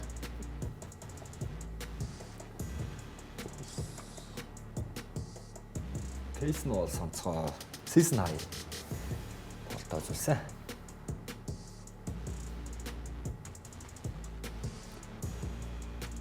Тэгээ энэ улирлын эхэнд нөгөө Arrow-ийн Kendrick Williams хоёр байхгүй гоод байсан. Тэгээд энэ хоёр ирчихээр ингээд сэлгээний оноо авалтын асуудал шийдэгдчихэж байгаа л та. Тэгээ хамгаалт сайжирч. За юу гэтээ Йокч ирээд Clippers дээр тоглолоо. Тэгсэн Clippers тоглосон. Тэгээд Clippers дээр бол энэ статус маш тийм онцгой статуудын нэг анхны тоглож өгсөн. 24 минутанд 31 оноо 12 самбар 5 дамжуулалтыг хийсэн тий. 24 минутанд хийсэн тий. Анхны тоглож өгсөн. Тэгэхээр Йокч юу байгаа мó? Баггүй. Явчих чаа. Шинийг оноо 12 самбар 5 амжтай дамжуултыг 24 минутанд эргэж ирж байгаа тоглолтод аа. Эргэж ирээл тий. 16 тоглолт хэмжээд байсан. За ердөө 2 тоглолт л унжих ирэх байгаа тий. Йокч. Юунд ягтл MVP Шагналын одоо өрсөлдөөн 65 таваас дээш өгөх баха тий. Тоглолт тий. Clippers дээр тэгээд гинт тоолцсон шүү тий. Ямар ч мэдээлэл байгаагүй. Урдчлаад ирчих чинь гэсэн үг үү тий. Ерөнхийдөө бол Тийм ер нь гинт за зүгээр юм шиг тоглоё гэсэн юм уу яац юм. Ямар ч сан өмнөх өдөр нөө эргэлзээлтэй ч гэдэг мэдээлэл байгаагүй. За тэгээд яалтчгүй. Энэ жилийн тэгээд нөгөө MVP-гийн өрсөлдөөний хэлмээр байна л та ер нь. SJ яг уу. SJ-гээр эш тент чинь чирж шít. Чирж ин. Дээрс нь түрүү хэлсэн шүү дээ нөгөө нэг тоглолтын дараа we had to bring it гэж хэлж байгаа. Одоо бид нар заавал сайн eat гэдэг өөрсдийн сайн бид нар байгаа шүү гэдэг харуулах хэрэгтэй тоглолт байлаа гэж. Тэгэхээр SJ-д Йокчисыг тоглох нь ямар чухал вэ гэж харуулж байна. Тооцоолол авч. Өнгөрсөн үеэр л нэг ингэж ярьсан шүү дээ. Йокичийг суудсан үед баг нь муугаад байна. Тэгээ өвгөөсөө бол багаараа сайн байна. Баг сэлгэн дахиад нэг баг шиг байна тий. Тэгээ ярьжсэн. Тэгээ энэ үлрэлд үгүй ээ угаасаа би байхгүй бол энэ баг ер нь хэцүү гэдгийг шээ өөрөө ингэ тоглолтоор харуулж байгаа байхгүй. Бүгд байхгүй. Одоо сая ингээд энэ үлрэлийн хамгийн гэмтлийн асуудалтай 1-2-т явж байгаа хоёр баг хоорондоо уучраад таарлаа. Тэгсэн чинь энэ үлрэлд Йокичи эзгүүд баг нь хожиж чадлаа. Тэглээ. Бусд нь байхгүй шээ бага одоо хүртэл лигийг амжилтаараа тэргүүлэх хэмжээнд үлрэлийн туршиж ирсээр байна. Тэгэхээр энэ хоёр тоглогч хоёлоо л онцгой хоёр тоглогч байна. Тойрон энэ жил MVP одоо SG дээр нь тогтож байгаа юу? Тэглэх واخ. Одоо бусад MVP-г өрсөлдөнд байгаа тоглогчдын гэмтэл бэртэлгээл ер нь хамгийн жигд байгаа нь угаасаа. Тэгээ NBA-гийн хамгийн шилдэг рекордыг угаасаа OKC эзэмшин тэгэхээр маш эргэлзээ байхгүй л та. За 16 тоглолтыг үнжчихөр чинь тэгээд MVP-г өрсөлдөнд автоматар авах баг гэсэн. Одоо 2 тоглолт. Хоёр тоглолт. 2 тоглолт. Одоо өнжүүл MVP өрсөлдөөн. Гэхдээ Йокч байх нь MVP-г өрсөлдөнд үлдэх гээд төрлөөд ирсэн шиж болох юм. Ер нь бол тэггээд ирж байгаа л да ер нь. MVP биш юмаа гэхэд одоо нэг All NBA тэр одоо бусад юмуд байгаа шүү дээ. Тэрнийг бас давхар эзэмших хэрэгтэй. Тэгээд зүгээр эргэж ирээл амар статистик үзүүлээд Clippers нэг амар улаан галзуу хожидсан Clippers-ийг нугслаа иччих. Тэр л амар тий. нөгөө амарсан Clippers-ийг үү тий. За бүгдээ бас дараагийн тоглолтыг үзцгээе. Томиг Торонто, Юта. Scotty Barnes. All-Star. Тий. бас тарууллаа. Brandon Ingram.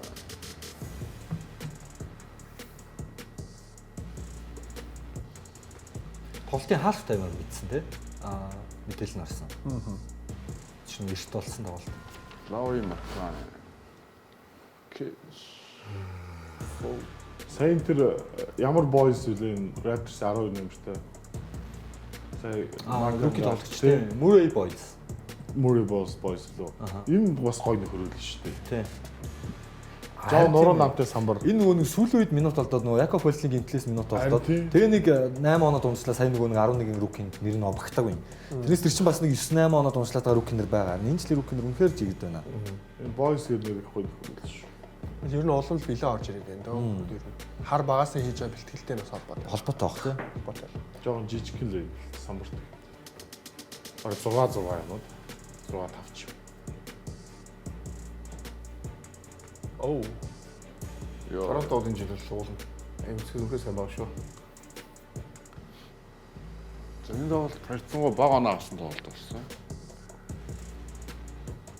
Брендинг юм дондын бас.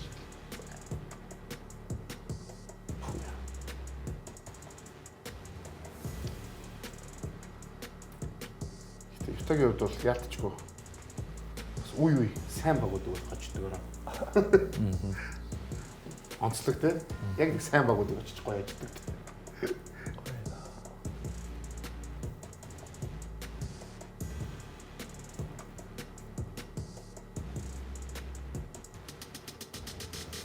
Итагийн мэт солилцоон дээр юмнууд гаж ирж байгаа юм дэнүүд. Тэгэл тийл болгоно л ааврын марканы сонирхох юм тэгээд явуулдаг шүү дээ. Марканы харин энэ жил яг бол Дэний хинж байгаа зү тий. Тэгэл энэ дэний ч одоо мэдж байгаа бол тий. юм мэдж байгаа те. Гэтэ да Торонто гэсэн чинь бүгдээрээ Скотти Барнсыг бүгдээрээс ярих хэрэгтэй. Энэ жилийн ялцчихгүй Торонтогийн амжилттай Скотти Барнстай шууд холбоотой. Энэ жил ер нь бүх хамгаалтын нэгдүгээр огт багтах хэмжээнд тоглож байгаа. Defensive player of the year ог нь одоо Wemby байхгүй л. Гэхдээ яригдчих болохоор тий. All-Star болчлаа тийм ээ. Хамгаалт нь онцгой. Хоёр тал тоглолт тий. Playmaker хийж гин, хамгаалж гин, оноо авч гин. 10.4 оноог 8.3 ребаундтай 5 ассист, бараг 6 ассист чихв. 60-аас дээш бөмбөг таслалт гүйцэтгэсэн байгаа цор ганц тоглогч. Wemby-гийн стил нь 60 хүрээ гэлэн шиг байна. Тэгээ Торонто энэ жил ялцчихгүй сонцгой баг нэг байгаа. Бид нар Торонтог арай ийм хүлээлттэй бол ерөөсөө байгаагүй шүү дээ. Хүлээлт гэхэд Торонто бол үнэхээр тэр юунаас бол давсан хүлээлтийг бол Тэнд. сагсан үзэж Ер нь плей-оффд орох байх гэж бодож байсан. Гэхдээ арай ч одоо ихний дөрөвт явж байгаа гэж бодоагүй. бодоогүй шүү дээ гэсэн чинь тэр контент болсон юм шүү дээ. Тэгээд дөрөвт орсон. Бид ихтэй концентрийг харахгүй. Гэхдээ ер нь бол сайн байл шүү дээ. Ер нь бол шидэлт маш муутай баг байгаа даа. Ер нь Куклигийн шидэлт. Куклигийн шидэлт аах болоход тэгэл нэг Scotty Barnes, Ingram хоёр дундаас оноод тийм алдцдаг цагт тоглоод байгаа. Тэгээ ингээд довтлооны орон зай нэг цөөхөн ба. Тэгээд яг плей-оффын нэгтэрсэн хамгаалтан дээр бол яг энэ дээрээ байгаа багууд бол барахгүй л гэж бодож байна. Торонтог нэгтэй доош өмнө гэж бол бодохгүй бас энэ дээр нь байх болов. Тавцаа байх. Тэ нэг 6 мураа аарлах. Одоо нэг багийн доош унж чарч юм гэж байна. 6 байгаа баг нөө. Тэгэхээр чи дөрөв тавта байх байл. Доороос байх нэг гол юм унжиж байгаа байхгүй. Мүцхөг нь. Эхний шатны хамгийн хэцүү учраа угаасаа Торонто Raptors байх болно. Ямар ч багтаа таарсан. Тэр бол тодорхой. Зүгээр 3 оны шилэлт нь NBA нэлээд хаагуур явж байгаа ч гэсэн бутаа талбад авж байгаа оноонууд нь үнэхээр NBA нэг бас нэлээд дээгүүр явж байгаа. Тэгээд ерөөхдөө яг байлал болгон дээр маш хүчтэй тоглогчтой. Тэгээд дээрэс нь point leader-ийг хүрээд ирэхээр ер нь бол хамгийн хүндч байх болов гэж бодож шүү дээ. Raptors бол сайн. Зүгээр яг зүгээр одоо Detroit-ийн сайн тоглолт дорндыг тэр чигээр сул харагдуулаад байна л да. Detroit бол хамгаалт рейтингээр OKC-ийн дараа 2-т орж байгаа шүү дээ. NBA-гийн энэ жилийн эхний 10 хамгаалт рейтингд дорндын 3хан баг байгаа байхгүй. Эхнийх нь Detroit Pistons 2-т орж байгаа. Дараагийнх нь Miami шүү дээ. Гэтэ 18-д явж байгаа. Эхний 18-д явж. Араас нь 9-нд Raptors явж байгаа. Тэгэхээр зүгээр дорндын өрсөлдөөнөөс Pistons яагаад онцгой байгаа тийм. Тэгэхээр онцгой. Торонто гэдэг энэ дээр нь байна гэж бодож байгаа. Тэгэхээр Raptors бол Raptors харин одоо байгаа нөхцөлөдлийг харахаар өнөөдөр харах юм бол Raptors уу Cleveland уу Pistons өрсөлдөх нь энэ хоёрын л нэг багтуул. Тиймээ нөгөө бэлтгэмжтэй болохоор бид Boston филийг ярихгүй шүү дээ. Мэдхгүй яа ярьж болохгүй. Энд чинь бүр аврагын Бостон бүр ярихгүй юм уу? Бостон дээр нөө. Тэгтггүй бол ярмаагүй байна юм. Би бол Торонто бол Knicks-ийг барахгүй л гэж бодож байна жишээ плей-офф таараад. Таахгүй юм байна л дээ. Яг эндээс тэгээд таахгүй болчиход хэлдэг одоогоор юм. Би бол бүр энэ дундаас шүү дээ. Торонтог бол Бостон одоо ингээ 3 гэхээр Tatum ирэхээр Бостон тасархаа гэж өгөр. би Торонтог хойжих баг тэр хойно багаас орлондоо ч хожно гэж бодож байна. Энэ гэхдээ үсэн юу арай жоохон дутуу байна уу? Юу ч хоороос ч 22 очсон гэж байгаа шүү дээ. Тэрнэр зүгээр алдаа гарсан уу? Байрны солигдчихжээ. Логогийн солихоо марцсан. Хооронд 22 дээр баксын оронд байгаа нь хооронд логогийн солихоо марцсан. Тэ та тэгээд одоо би яг юм алдаа аягүй Торонтог юм аа. За. Өөр байнга алдлаа логогийн байрны солигдсон. тийм байна. Хооронд сул 11-т байгаа шүү. Тэгээд Bulls Атлантагийн авд энэ хоёр тоглолтын хоёр ажлын зөрүү байна шүү дээ, тийм Хожигдлын тийм. Хожигдлын. Тоглолт дутуу байгаа. Би ч хоорондсыг дээрээс гарч ирээс гэж бодож байгаа. Орлондо хангалттай яригдах уу? Би бол Орлондог улирал дуусгаад учраа болоод нэлээд эвгүй баг гарч ирээд ирэх болоо гэж хүлээлттэй. Яг сайн жоохон ингээд жоохон аюу гоё явж байгаа. Гэрэл гоё явж байгаа жоохон унсан. Гэтэ буцаад Орлондо орчих олж идэв шүү дээ. За, өрөнд үстэй. За, одоо 8-д явж байгаа баг чөлөө дуналт юм. Curry 12 хоног тоглохгүй гэсэн үг. Тэгэл Clippers дэшегээ Одоо Мотивскийг баг болсон. 6-гийн орж орж юм шиг. Одоо Стиг Мотивскийг баг. 6-аар орлоо тий. Тэгээ Clippers ингээд дэшегээ 6-аар орж болохоор болох гэж шүү дээ. Тийм. Уг нь хүлээлт тийм л хийсэн шүү дээ бас тий. Уг нь улирал хэлэхэд. Хараа итгэхий. Тэр ихний 5 бол хөдлөхгүй бахаа л гэж бодож чинь. Тэгээд нэрэл одоо Lakers Clippers 2-6-гийн төлхөө өрсөлдөх юм бол Suns 3. Тэгээд Suns одоо харин Booker-ийн гэмтэл яах юм ба. Гэтэ Suns сайн баг шүү. Сайн байгаа. Бүүкергүүгээр хожоод яваад. Өнөөдөр Clippers-ийг дийлсэнгүү. Ингээд бусдаараа Сэсүүл зүг огс өгч шүү. Phoenix Suns зүгээр энэ үлрэл ингээд 30 хожил авсан байна гэдэг бас. Тийм Phoenix сайн байгаа онцгой. Хамгаалалт бол амар. Oh my god. За тэгээ бүгдээ хоёр бүсээ өснөлтөө бүгд харлаа. Тэгээд хэсгөрмөн дараа бүгдээ явуулцгаа энэ бэлэг таамд байгаа.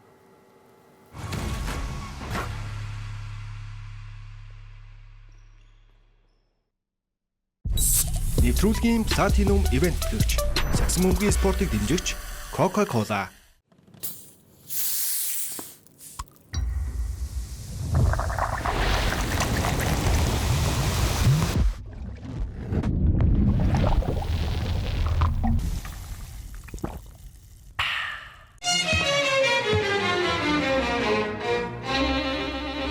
Чанар бол өнгөрсөнд үүссэн бахархал. Одоо буй итгэл. Ирээдүйд гэрэлтэх хүч юм. Цаг хугацааны уртад итгэл даах чанар. Итгэлцлийг бүтээж үн цэнийг хадгална. PC Mall.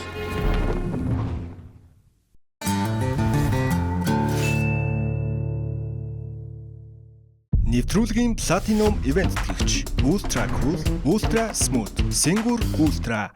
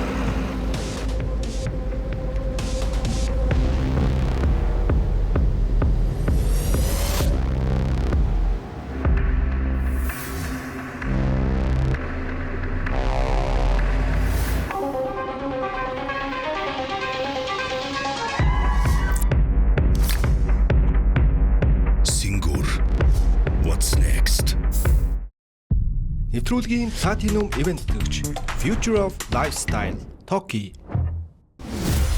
Монголын сагсан бөмбөгийн холбооны үндэсний дээдлигийн тоглолтын ажлыг Toki PKM-ээр тааж бэлэг хож бөмбөг бөөрийн хийгдэгдээ дараагийн удаа ямар багууд хоорондоо таарч хэн нь очих бол та зүүн зөвхөн нэгэн аль эсвэл сагсан бөмбөгийн оргоотон аль нь ч байж болно. Монголын сагсан бөмбөгийн холбооны үндэсний дээдлигийн аль биесны апп Toki-гийн PKM-ийг нэвтрэн дараагийн тоглолтын ажлыг тааж iPhone 17, PlayStation 5 зэрэг олон бэлгийн эзэн болоорой. Toki App Entertainment Sales лиг рүү орон PKM-с тоглолтоо таамаглал бэлгийг хож.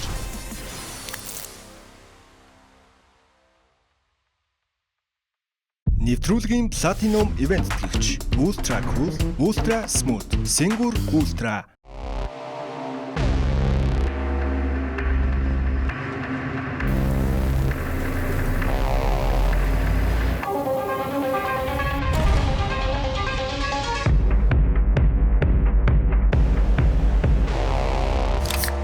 Singur.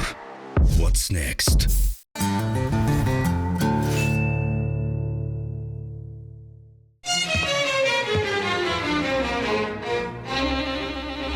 чанар бол өнгөрсөнд үүссэн бахархал. Одоо буй итгэл. Ирээдүйд гэрэлтэх хүч юм. Цаг хугацааны уртад итгэл даах чанар. Итгэлцлийг бүтээж үн цэнийг хадгална. PC Mall. Нэвтрүүлгийн Platinum Event тэтгэгч Ultra Cool, Ultra Smooth, Singur Ultra.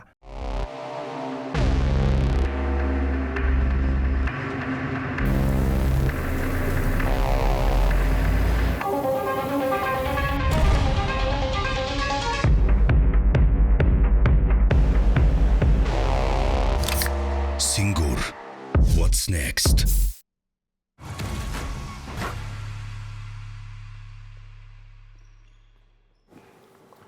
Эмбэ тогтоогоо бүх хүмүүстээ баярлалаа. Та бүхэнд өвлөлийн 16 дугаар бас хүрч байгаа гэдэг хэлмээр байна. За тэгээд Эмбэ Токийн Platinum ивент тэгч Tokyo App байгаа. Тэгээд Tokyo App бас давхар үндэсний дээдлийн албаас напар ажиллаж байгаа. Та бүхэн бас бүх одоо холбоотой мэдээлэл статистикийн бүлгийг бас Tokyo App-аас авах боломжтой. За мөн Platinum ивент тэгч сагсан үеийн дэмжигч Coca-Cola байгаа. Тэгээд хамтаа илүү хамттай Coca-Cola. За мөн нэвтрүүлгийн бас ивент тэгч Singur Ultra байгаа. Тэгээд кул залуучуудад зориулсан. За мөн нэвтрүүлгийн бас ивент гэгч PC Mall тэгээд электронны нэгтлгүүр та бүхэн Apple, Samsung, Huawei, Honor, Xiaomi брендийн бүх гар утснуудыг аль бис хэрэгтэйгээр тэгээд уурчлагаагүй лизингээр авах боломжтой та бүхэн PC Mall нэгтлгүүр зориулж та бүхэнд хэлмээр байна. За тэгээд юугаас эхлэе? Бүгдээ бас нэг томоос эхлэе. Orlando Spurs-ийн тоглолтоос эхлэе. Өнөөдөр бас тоглолт тийм.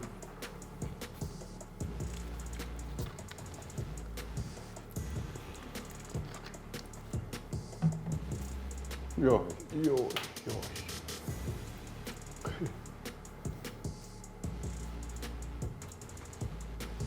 За Орландо бол өдөлтийг бол маш сайн эхлүүлсэн тийм ээ. Ер нь өдөлтөд маш сайн эхлүүлсэн. За бэлтгэмтийн асуудлаас болоод сайн их хэсэг жоохон. Буцаад бас уушраа олж юм. Тэгээд Орландо бол би бас чамтай санд хэлж байгаа. Орландо бол бас нэлээд гоё тоглолт үзүүлэх. Сайн өртөө үзүүлнэ гэж. Асет чийж магадгүй. Багууд ингэж бодож байгаа шүү дээ. Ер нь Орландо хойгоор гарах бол дээгүүр байгаа багууд хүсэх юм биш тийм. Тий, хортлоо шүү дээ.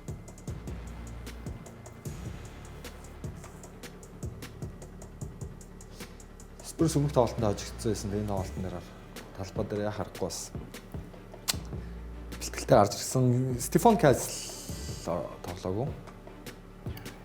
Орландоос Франц Вагнер тоглоогүй.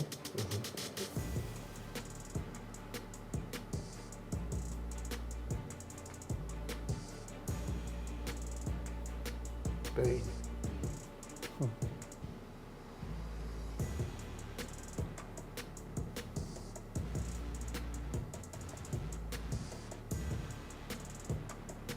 Tristan das. Яа.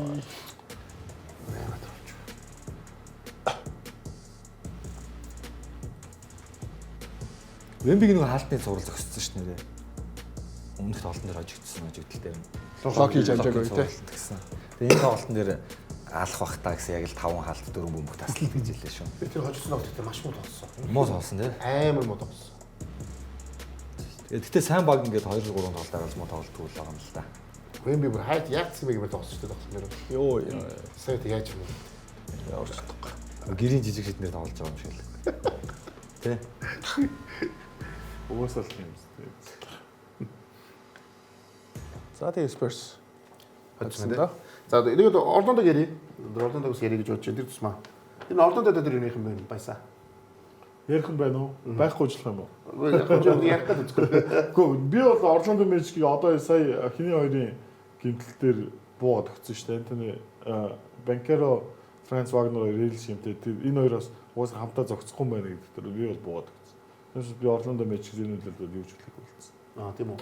За өнгөрсөөлөлд бол тэд дэрүүн гоё байна. За энэ ална, энэ хоёрын ална гэж боддгоосоо одоо гэж бодгоо байсан. тэгвэл энэ тоглогчийг бүдэр яриад л та. За Эдни Блэк. Энд өдрөд ядчгүй бас үнэхээр энэ багийн бас нэг X factor болсон юм жаа шүү дээ. Тэгээд 9.4 оноос 16 оноо болсон байна.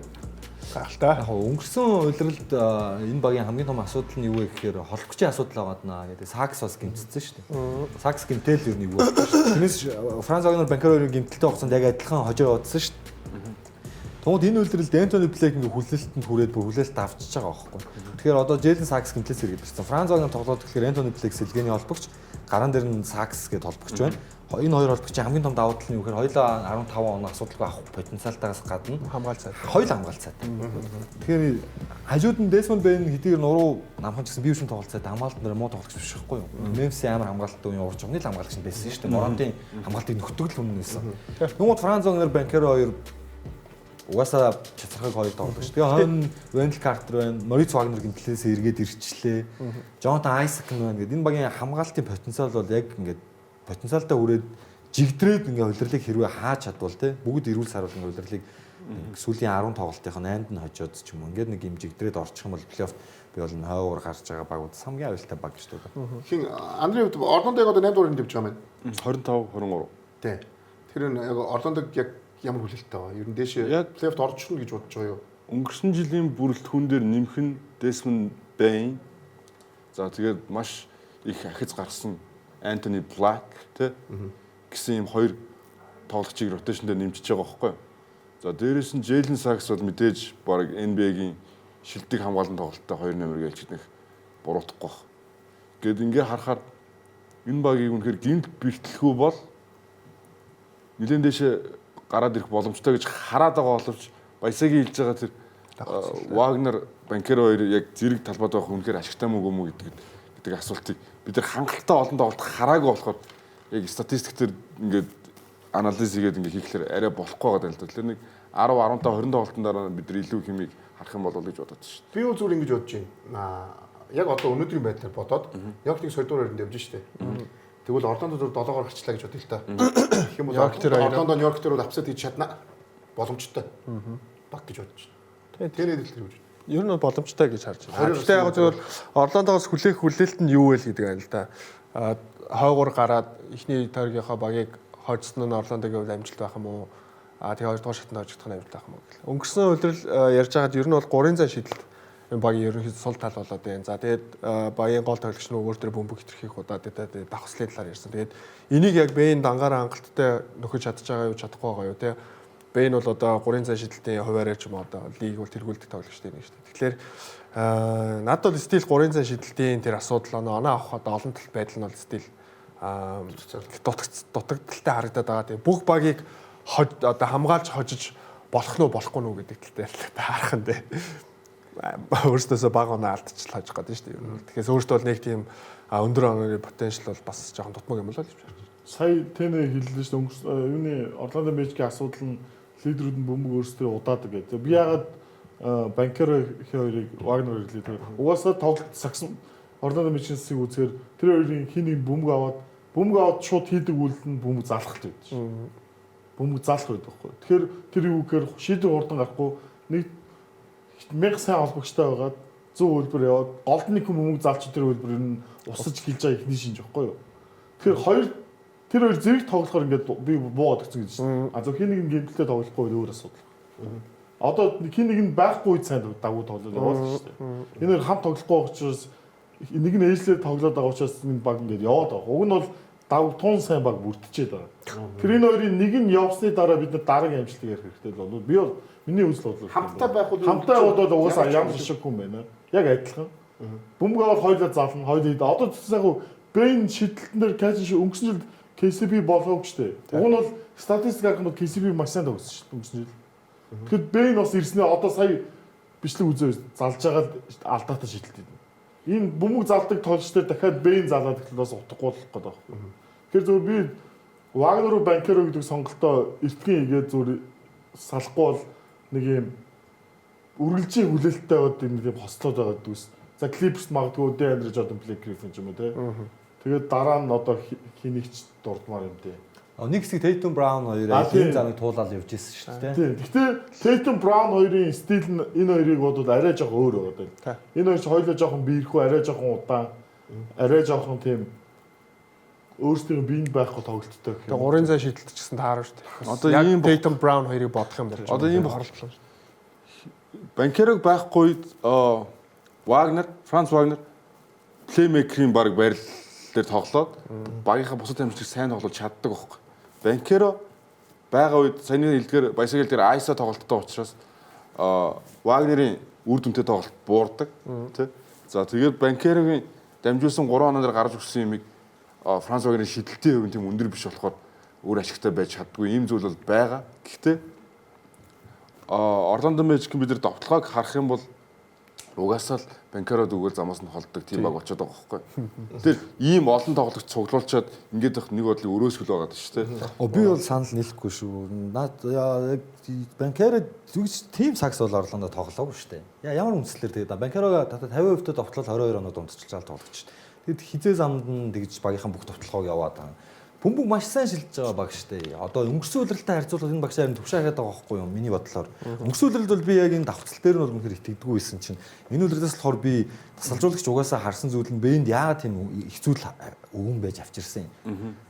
KCP өнгөрсөн үлрэлт статистик мэдгүй шидэлтийн хүсэл надад 40 хүрэхгүй 36% тавьтай шидсэн санагдаад байна. Тэр үлдсэн биз дээ нэг хэсэг. Ямар ч сан 30 маш хангалтгүй шидсэн юм аа. Тэгээд жилээс жилд KCP огийн статистик уруудаад байна гэж харж байсан. Тэгээ одоо би бол зүгээр нэрэл гимтэл энэ багийн асуудал болоод ухаас яг бүрэн бүрэлдэхүүнээрээ тоглохын хараагүй. Тэгээ анарын хэл дээр магадгүй хугацаа хэрэгтэй байх. Тэгээд яг Франц Вагнер, Бэйн, Банкеро, Сакс гэдэг дөрвөн тоглогчны хамтдаа 15 тоглолтод ядаж ормоор байна. Энэ дээрээс нь арай бодтой хамтаа би бол тулгаалтай болсод нэлж байгаа шүү дээ. Энэ дөрөв хамт тоглохгүй байгаа байхгүй. Тийм. За одоо юу гэсэн бид сая нөгөө Энтони Блак тэгээд нөгөө амжилттай гэсэн тоглогч байна уу харъя те. Яг бол чи 9-өөс 10 оноо болсон байна. 6-д байна. Тий, тэгэхээр бас яг энийг хармаар санагдлаа. Йоо, энэ баг Авдий. энэ баг most improved player-ийн хамгийн өрсөлдөөнтэй жил юм шүү. Аимшиг юм шиг болж байсан юм шүү тий. Тийм. Джейлен Брук байна, Джейлен Дөрн байна. Александр Уокер Walker ч бас амар. Майкл Портер Жуниор амар уурчтай. Энийг нь авсан байсан гайхааргүй шүү. Тэгээ Watson л гэхэд тэр 7-д явж байгаа байхгүй тийм. Тий. Brooks тоож яваа. Джейлен Джонсон жишээ. Дэни Авдигийн дээр гарсан ч гайх байхгүй шүү. Дэни Авди арай том байна. Яавчгүй байгаа юм. Яалтчгүй арай том байна. Хэрэгчлээ. Остер өчнө хэрч одоо. Шонте Жорж бол бас All-Star хэмжээнд тоглолт. Статистик. Тэгээ Джейлен Джонсон бас All-Star болтлоо ахлаа л да. Тэглээ. Тэр ер нь Джейлен Джонсон Авди хоёрын хооронд л. Тэгээ доорчлоо. Дүүрн байна тэгээд. Бид нар Александр Walker бас All-Star болчлоо гэж 20 удаа давталж байгааг энэ үлрэлээс өмнө хизээж харж байгаагүй шүү. Энэ угаасаа MLB-ээс чи 3 Остер болсон шүү дээ. Тэгээ 3 All-Star болсон. Тэгэхээр ч одоо Тэгээ дүүрний Тэгээ анарын хэлдгээр харин тийм ер нь бол бас нэлээд өрсөлдөөнтэй жил болж байна амар. MLB дээр. Ер нь нэг 2-3 тоглогч ойлгомжтой шахуу явсараагаал дуусчдаг. Энэ чинь бол Дилэн Брукс хүртэл байгаа даа шүү. Тэгээ олон баг нь хожоод шүү. хажууд. Дилэн Брукс 20 оноо. Карьер Дилэн Брукс байснараа баг нь бас сайн байна тий. Бруксуд энэ жил бол Дүүрн байгаа учраас Eastern Conference дээр багч нь хамгаалтаараа бас нэгт байх гэдэг шүү. Багийн лидер баг Букер юм уу, Брукс юм уу гэхээр ер нь бас Дөрөв жишээ нь 3 шидэхгүйгээр 18 оноо дундчлаад байгаа юм. Тэгээ одоо 30 үе тимтүү байха болцсон шүү дээ. За өнөөдөр Америкийн 2-2 томтын тоглолоо. Нью-Йорк Тимбаг, Лос Анжелес Тимбаг хонд тоглолоо. Мэдсэхгүй гард дусан тоглолт тийм ээ. Тэглээ. За, Леброны юу гэлцсэн бэ?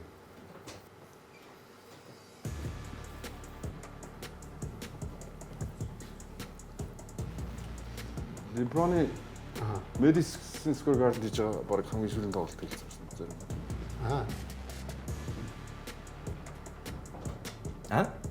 Тийм яриадсан шүү. Яа тийм сонсч юу? Зөв магадгүй гэдэг. Тэгтээ үндэслэл нь юу лээ? Зөв зодод тайлч магадгүй гэж яахгүй. Энэ жил тайлбар. За тэгээ энэ ордонд бол нөгөө тэсмэ бүх Тэгээ Таунсын хамгаалтыг харж байгаа. бүх цаг үеийн од тоглогч нар Madison Square Garden хийж юм. Амжилт орнуудыг хөдөлгөж чинь дээ.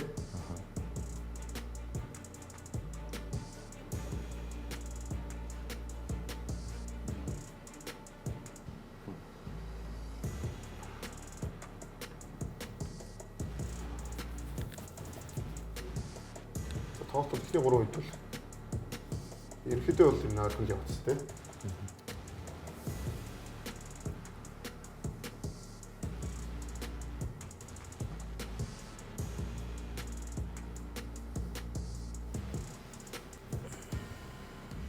эндээс эхлээд тасраа авчичтэй тий. Тийм. Аноноби ер нь сайн тоглохоор тэгээд X ер нь хожичтэй юм дөө. Тэгээ бас үн шүү.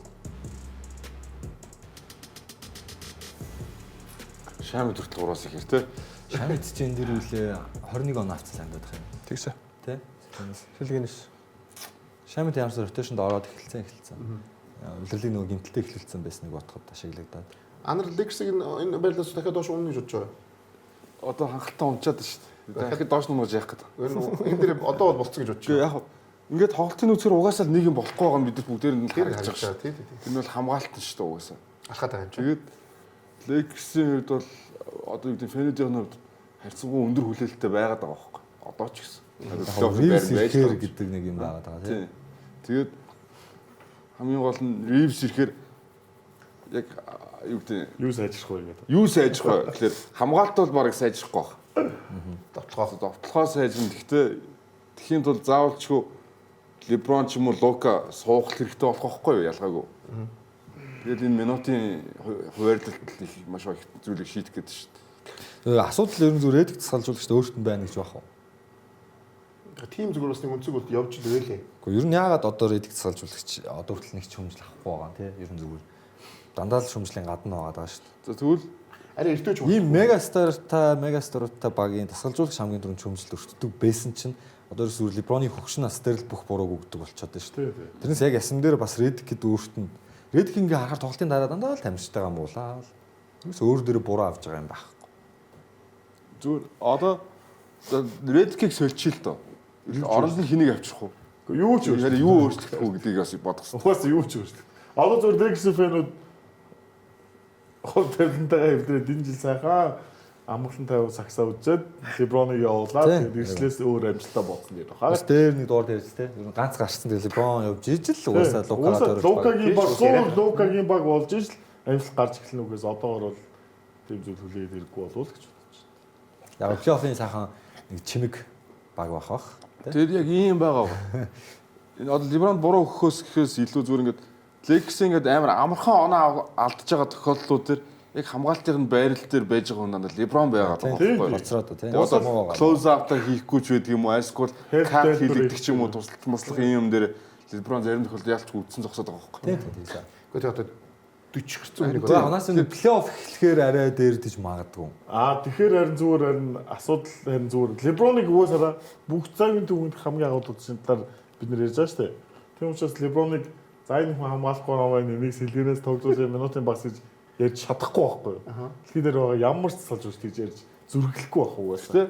Тэгэхээр харин нэг жил хүлээхээс аргагүй. Леброн зүгээр өөрөө ч гэсэн би 20 минут 15 минут тоглох хангалттай байхгүй юу? Гэхдээ тийг чадахгүй л даа бас тий.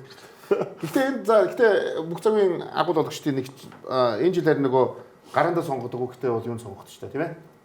Сэлгэн сонгогдчихлоо. Тэгээ бүгдээрээ бүх оддын бас сэлгэний бүлтгүн тодорсон байгаа. Энийг бүгд харцгаа тийм үү? Жижиг редик тэгвэл Леброныг суулгаж чадах юм бол сайн гэж болох юм байл үү дээ. Би бас мэдгүй дорнодын сэлгийг хараа жоохон бас яаж яах вэ? Айгу гайгүй харьцаатай байсан. Яг юу юм бас. Одоо надад бол Сиакам орсон шалтгааныг бол бас жоохон би Банкерог яг оруулаад гайхаалах юм. Би бол миний таамаг дээр бол 5 суугаагүй Банкер байсан. Миний бос нь бол дартсан. Гүү одоо би яг нэг Вашингтон Wizards багийн амжилт моохот Брэдли Билл нэг орж исэн. Гэхдээ тэр жил чинь Брэдли Билл нөгөө 31 оноо дундчлаад онооны лидер болцсон явж исэн. Тэгээ тэр жилдээ улирал дуусаад онооны лидер дуус. Тэгэхээр Сиакамын статистикийг харахаар Банкерогоос илүү юм юуч байхгүй байхгүй. Та хэд нөгөө нэг гаргасан юм бүгдээр таарч гинөө. Хэн зүрсэн байна? Тэгээ Банкеро болохоор бас уг нь гайгүй Йокичос миний тоглолтод орсон байхгүй. Тэгээ энэ дотор угаасаа за амжилт муутай багуудаас нэлээд орсон шүү дээ. Джонсон байна. Джонсон байна тий. Одоо Паул Wizards чинь Индиана чинь 14-т явж байгаа баг үстэй.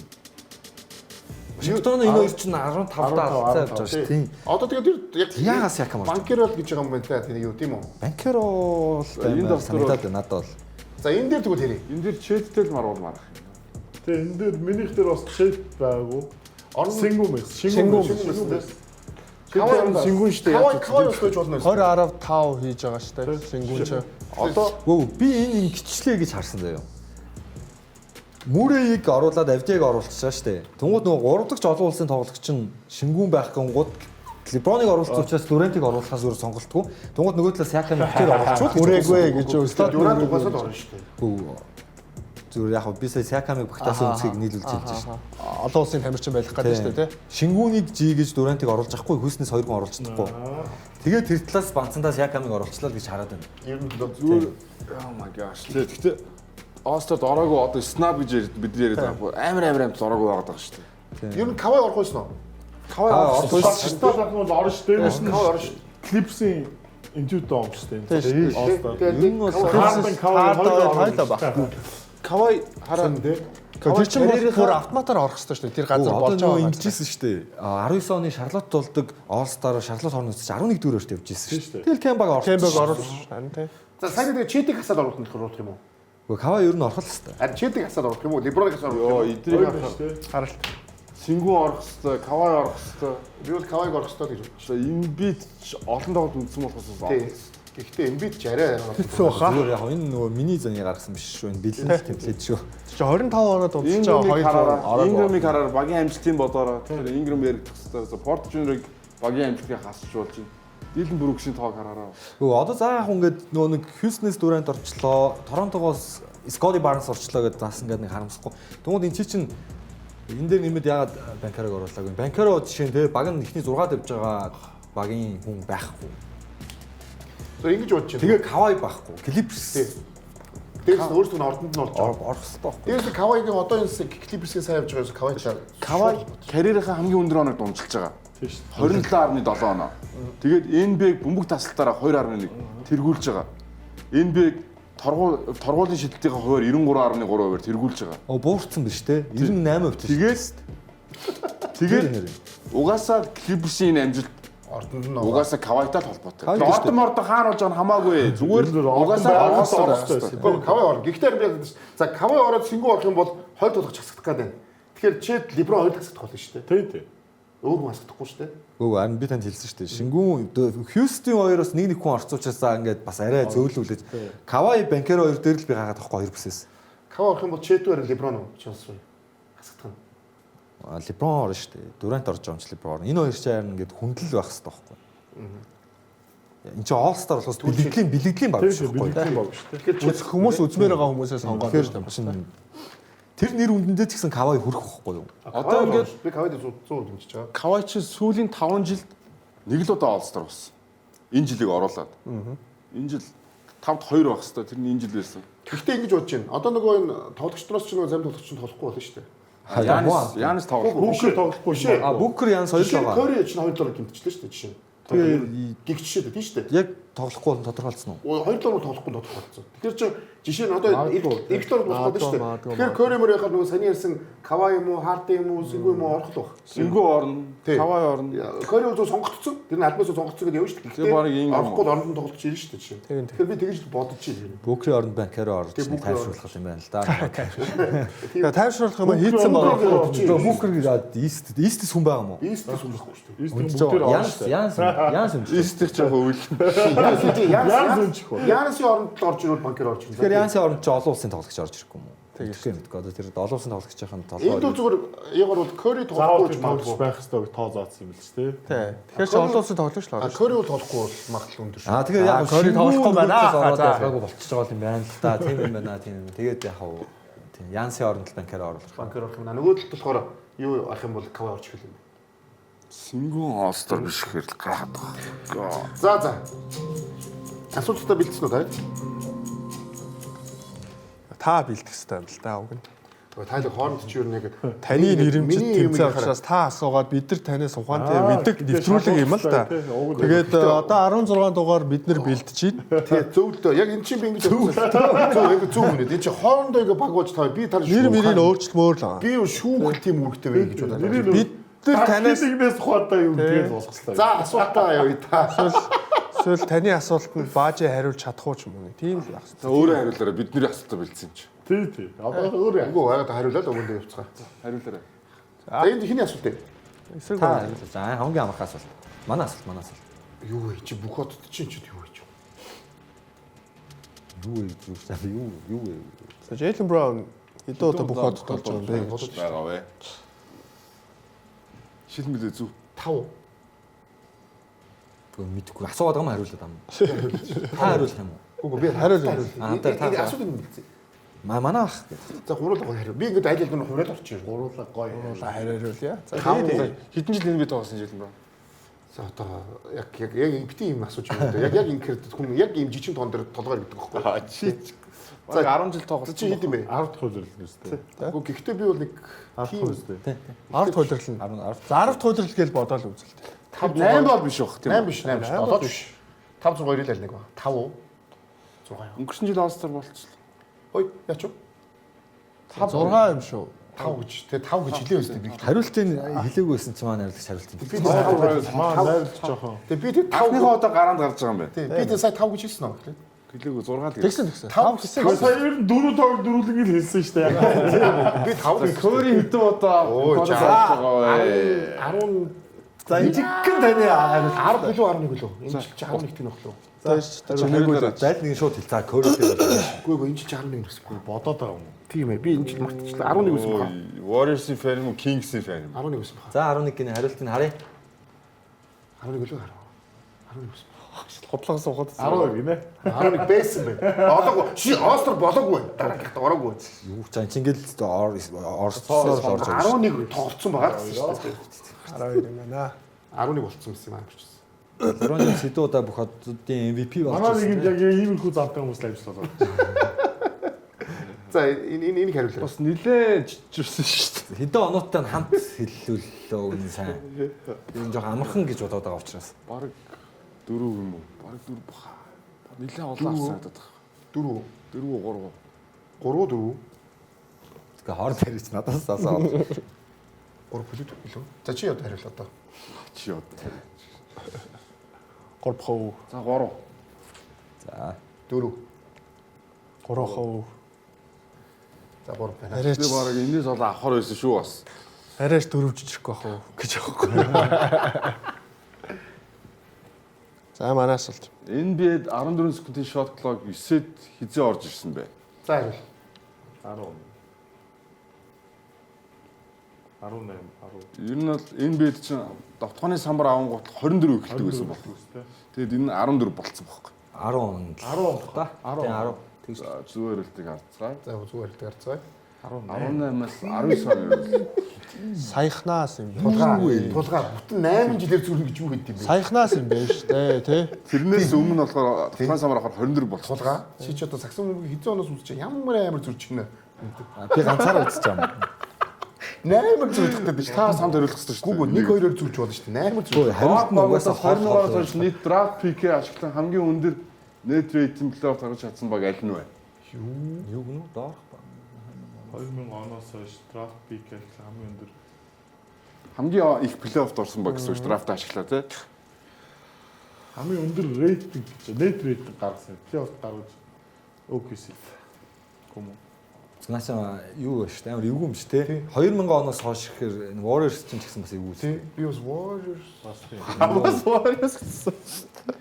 OKC байх бас магадaltaй л да 2 rebuild яваад хоёлаа амар байгаа юм чам. Milwaukee Bucks биш үү? Биш баха. биш биш. 50 авах уу? За 50 авахгүй. OKC Warriors-ийн л нэг л авах гэж бодож байна л байна л да. За 50 бол аль нэг насчихдаг бол яг бүсвсэр насаар. Хамгийн өндөр рейтинг Тэний хэнийг насах? Тэгэхээр нэг ч байхгүй. Bucks насах уу?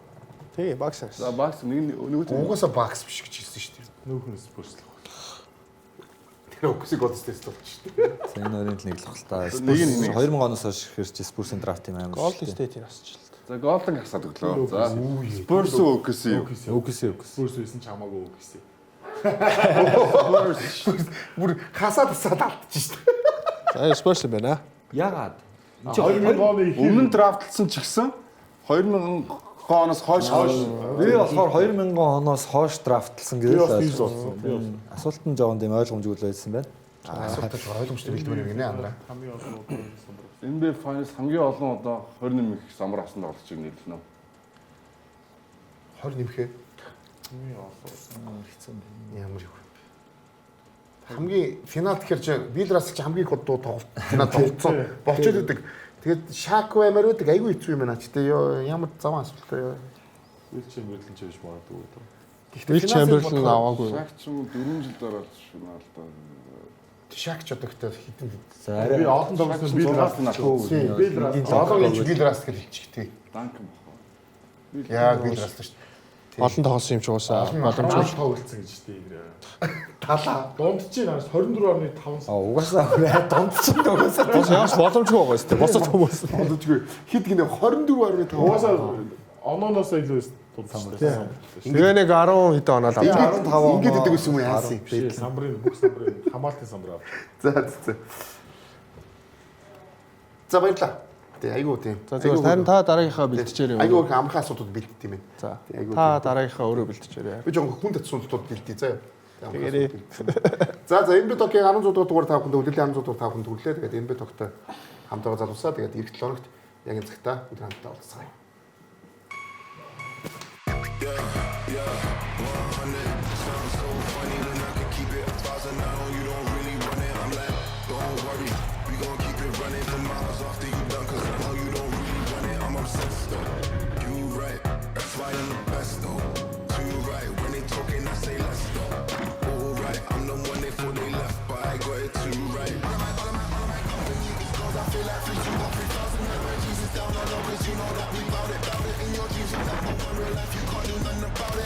Say you the greatest, get your vision must be low. A little bit.